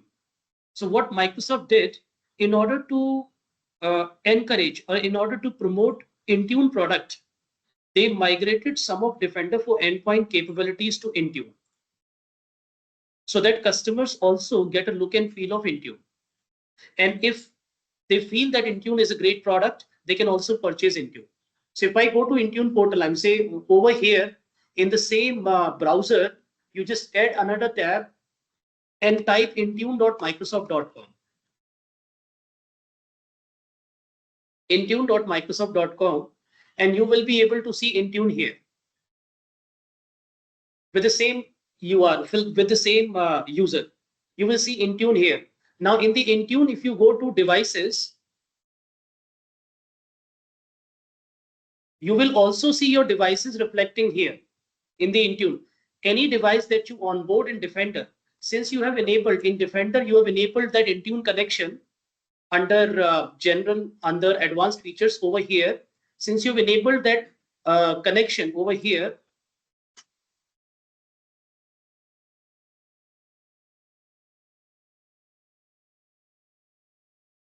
this feature, this Microsoft InTune connection, since you have checked this radio button, by virtue of this radio button, by virtue of this feature, your InTune portal will also have the same information getting synchronized from Microsoft Defender for Endpoint. Now, how it will help you? Because this endpoint security, this feature that you see here, this used to be part of Defender for Endpoint portal. Then Microsoft moved it here. Now, Defender for Endpoint has capabilities like attack surface reduction, which is a great capability, endpoints privilege management, endpoint detection response. All that is configured from here now. So you will configure everything from InTune portal. That is why InTune connection is very important. Otherwise, you will lose capabilities like attack surface reduction and endpoint detection response, which are the capabilities of Microsoft Defender for Endpoint. Are you with me on this? Yes. So we configure the exclusions from this InTune portal. We configure what? Exclusions. Like we discussed earlier. Exclusions we will configure from here. Okay. From in the endpoint security, you see this endpoint detection and response. Over here, you will do the configuration. Here, you will do a lot of configurations. So I'll talk about that when we reach to that point. Okay, sure. Thank you. Okay. All right. Let's go back to the Defender for Endpoint for a moment. So we were here, device group. So device group is very important, and device group will only make sense once you have your devices onboarded, right? Unless you don't have your devices onboarded, it makes no sense. So if your devices are already onboarded, what you need to do, you need to create a device group. For example, so I'll create a device group now.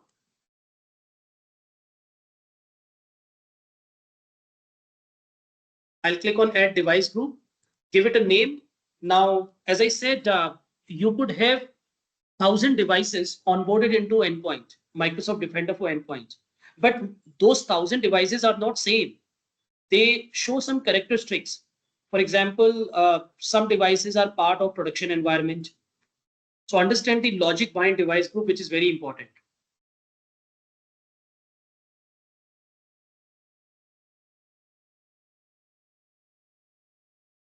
Device group. So device group can be created provision based on the following. Based on the following behaviors, following device characteristics.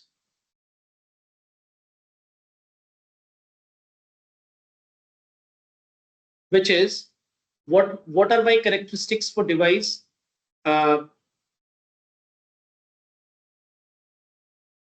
Environment, whether my device belongs to production, non-production, test, dev, staging. Okay, environment. Then second, OS environment, OS type. You can group all Windows, client OS, server OS together, Linux, Mac OS, right? Based on Mac and then mobile endpoints also. Because you will also have mobile endpoints, mobile devices. I would say Android,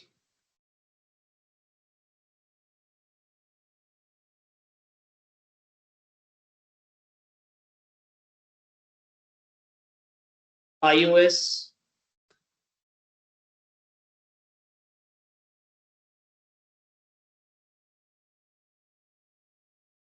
etc. So this is another way of creating another method of creating another logic of creating the device group. So I'll leave the decision to you. How do you want to create? So environment type, OS type, you can also say project specific, that some device belongs to a specific project. So you want to create a separate set of policies. It could be project specific. You can say project and department specific. Project, department, BU,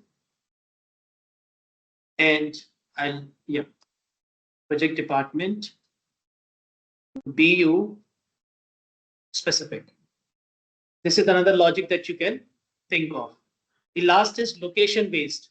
You can also add devices group based on the location. If your company is multinational, you have devices from multiple geographies, probably you can think of certain compliances which are there. So based on those compliances, you can also create location based grouping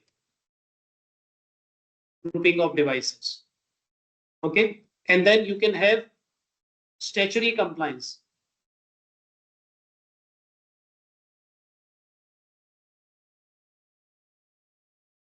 Compliance specific. Let's say there is a specific group of devices which is for an application that needs to be PCI DSS compliant. So you can create a separate also. I'm just giving you a logic that what should be the logic behind creating a device group, or what you can think of while creating a device group. Are you with me on this?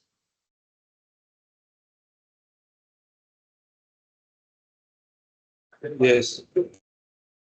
Okay. So while we are creating the device group here, since this is a test environment, we are not doing full-blown Microsoft Defender for endpoint. We have other products to also study or to learn. So we'll just create a sample group and we will onboard all devices into that group, right? So just create a sample group. The remediation level, select no automation remediation right now. Describe the group name, whatever you want to do. Click on next, and over here, don't select anything. Just go next. No, you need to select, yeah. Over here, you need to select one of this. So they have recently changed this option. Earlier, it used to be all devices. So over here, you need to select a specific condition, which is based on which they will automatically, so it's a dynamic group. So based on the condition, all devices, current and future, will be added to a group. So you can select, I'm saying the name of the devices. All the devices in your account starts with Win, right? Win. So it will add all the devices in that manner. Because if you select OS, then you need to manually select all the OS. For example, you have Windows Server 11, 22, Windows Server 2019, 2016. You have Windows 10 also. So select Windows 10 wheresoever it is. So this is how you need to select basically. So this is one logic of selecting it, that you can select based on the OS. You can select based on the tag. You can select based on the domain. You can select based on the name. So just put some logic here. Click on next. Then it will show you the preview. Preview basically means whatever you have selected, based on that, how many devices are currently eligible to be part of this group. So it shows all the devices which are eligible. Click on next. In the end, you need to define access. That who do you want to grant access to this group? I'm saying there will be users who will support it, so you can grant access also. And if you don't want to grant, just click on submit and this group will be created. It says no user group created. That is okay. Just create the device group. So device group is a collection of endpoints that you are creating so that you can apply appropriate security controls. Make sense? So I'll delete this group because I already have one group created, a test group created, in which I have added all my devices. You can see I have a test group created where I have manually onboarded my devices. So these are my devices. I have one Windows 10, one 2016 web, 2019 app, and 2022 SQL. So these 4 devices I have manually onboarded into this device group. Is everyone with me on this? Yes. Okay. Then comes SIEM. Leave this part. We don't need anything here. It says that enable SIEM connector to pull alerts to your security and event management. No, we are doing the other way, wherein we will, since we are doing Microsoft XDR, we want Microsoft Sentinel alerts and incident to be streamed into Microsoft Defender XDR portal. So we need it the other way. So we leave it. Now all of this, alert suppression, indicator, process memory indicator, web content filtering, all of this we will do tomorrow. Right? We will do tomorrow. So leave this part, rules, directly come to configuration management. Now, when you come to configuration management, the first option that you see is enforcement scope. In the enforcement scope, please enable use MD to enforce configuration settings from InTune. Yes, you need to do this. So what are we doing? We are collaborating, or we are authenticating Microsoft Defender for endpoint with InTune, so that anything that I configure in InTune will get carry forwarded to Defender. Anything that I do in Defender will have impact in InTune also. Why? Because InTune and Defender are interrelated. So I will use MDE to enforce security configuration settings from InTune. So any configuration setting that I do in InTune. So in InTune, over here in InTune, when I create endpoint detection and configuration policies, when I create attack surface reduction policies in InTune, those policies, those rules will be enforced on endpoints using MDE. This is what it means basically. So this configuration that I'm doing, the configuration that I was just showing you, this configuration, it basically means that anything that I will do in InTune, that will be enforced by Defender for endpoint. That's what this radio button basically means. If you don't turn this radio button, anything that you configure in InTune will not be applicable on endpoints. Are you with me on this?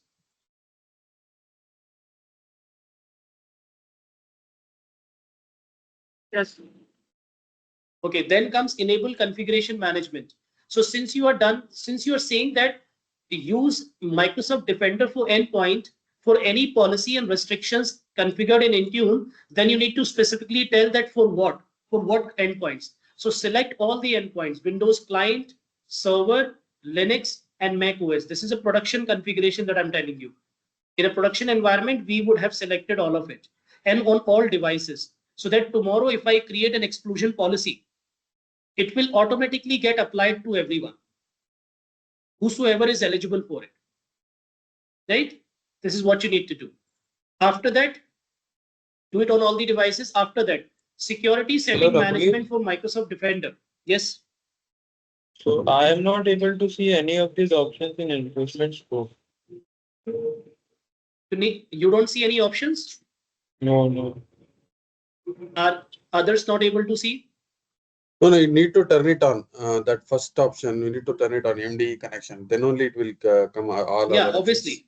That's the reason I explained this first, and then I went here. Okay, thank you. Guys, you need to be with me. Okay. Once you are done with all of this, then comes security setting management for Microsoft Defender for cloud onboarded device. So you need to enable this also, so that you can manage the security settings, and then manage security settings using configuration manager.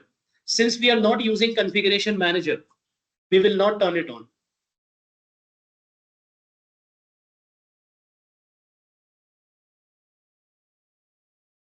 Right? Even you can turn it on and say how it hardly makes any difference, and save it.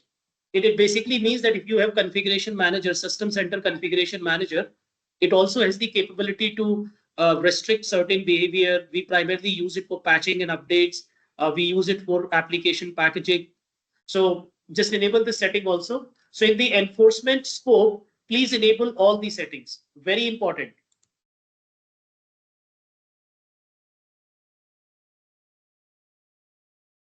Is everyone with me on this?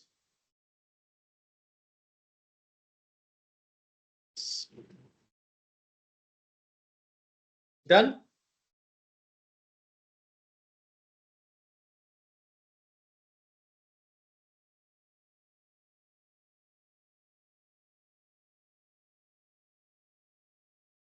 Are you done, guys? Yes. Yeah. Okay. Yes. Then comes InTune permissions. See, our focus is not on InTune. InTune is out of scope of this training. So we'll just leave it as it is. This basically means that if you want M365 Defender administrators grant endpoint security permissions in InTune, because InTune is a separate portal. We use InTune for mobile device management also, right? So if you want your M365 Defender administrators, which is you, for example, to grant endpoint security permissions in InTune, then you can identify them here. How? For example, let's say I will create a group that will have all my administrators. So I'll create an administrator group. I will add my admin members in that group, and then I will assign that group here. So all those admin members will be able to log into Intune portal, and they will be able to manage endpoint security related permissions in Intune portal. That's what it means. So I can add it like this. I can go to add Azure AD group. For example, I'm just giving you a test. For example, this is a group CA test. So I'll just assume that CA test contains all my Defender for endpoint administrator users. So I'll just add it here and add Azure AD group. So what will happen?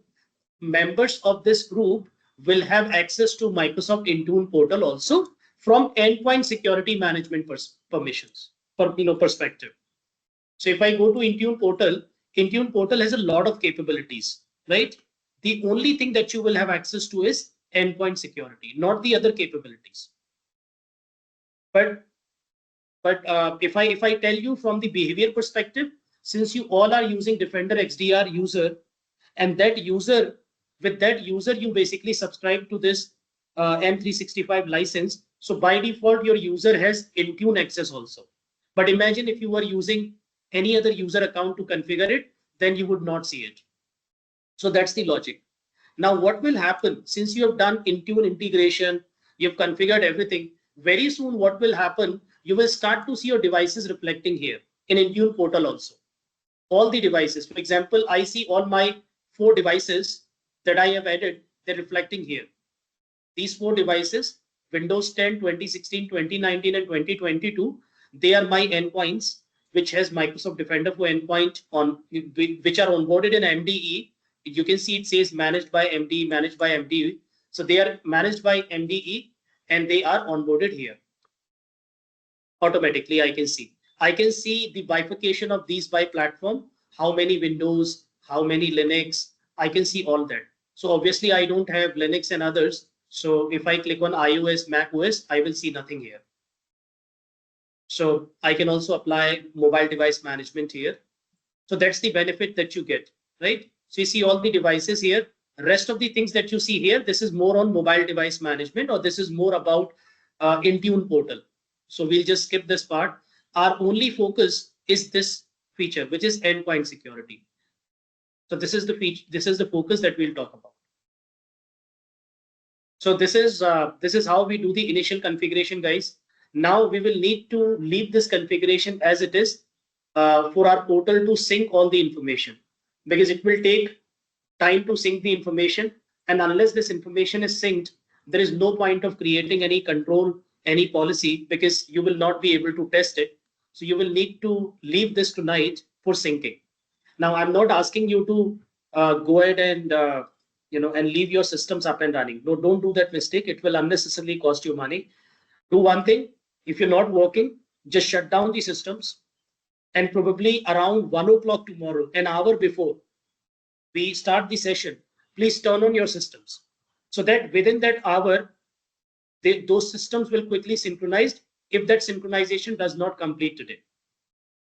Because tomorrow we will go ahead and we will configure these rules. This is the crux of EDR. This is the only thing that you do in EDR. That's it. This is where administrators configure all the capabilities, all the restrictions, all the blockage, everything is done here. Make sense? Yes, yes.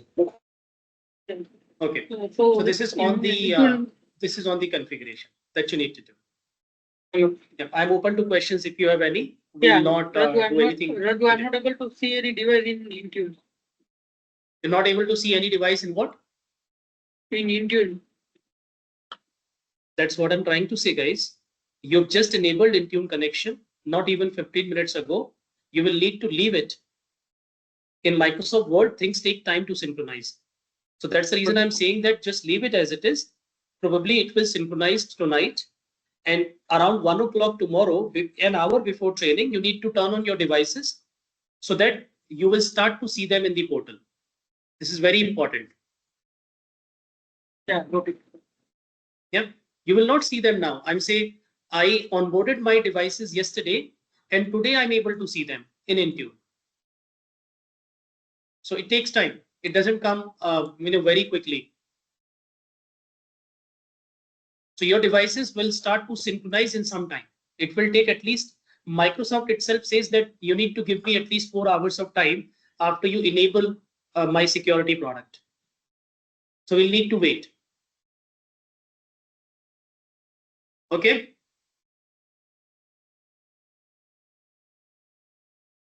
Great. Any questions, guys, that you may have so far? We can close the session for today. I will see you tomorrow at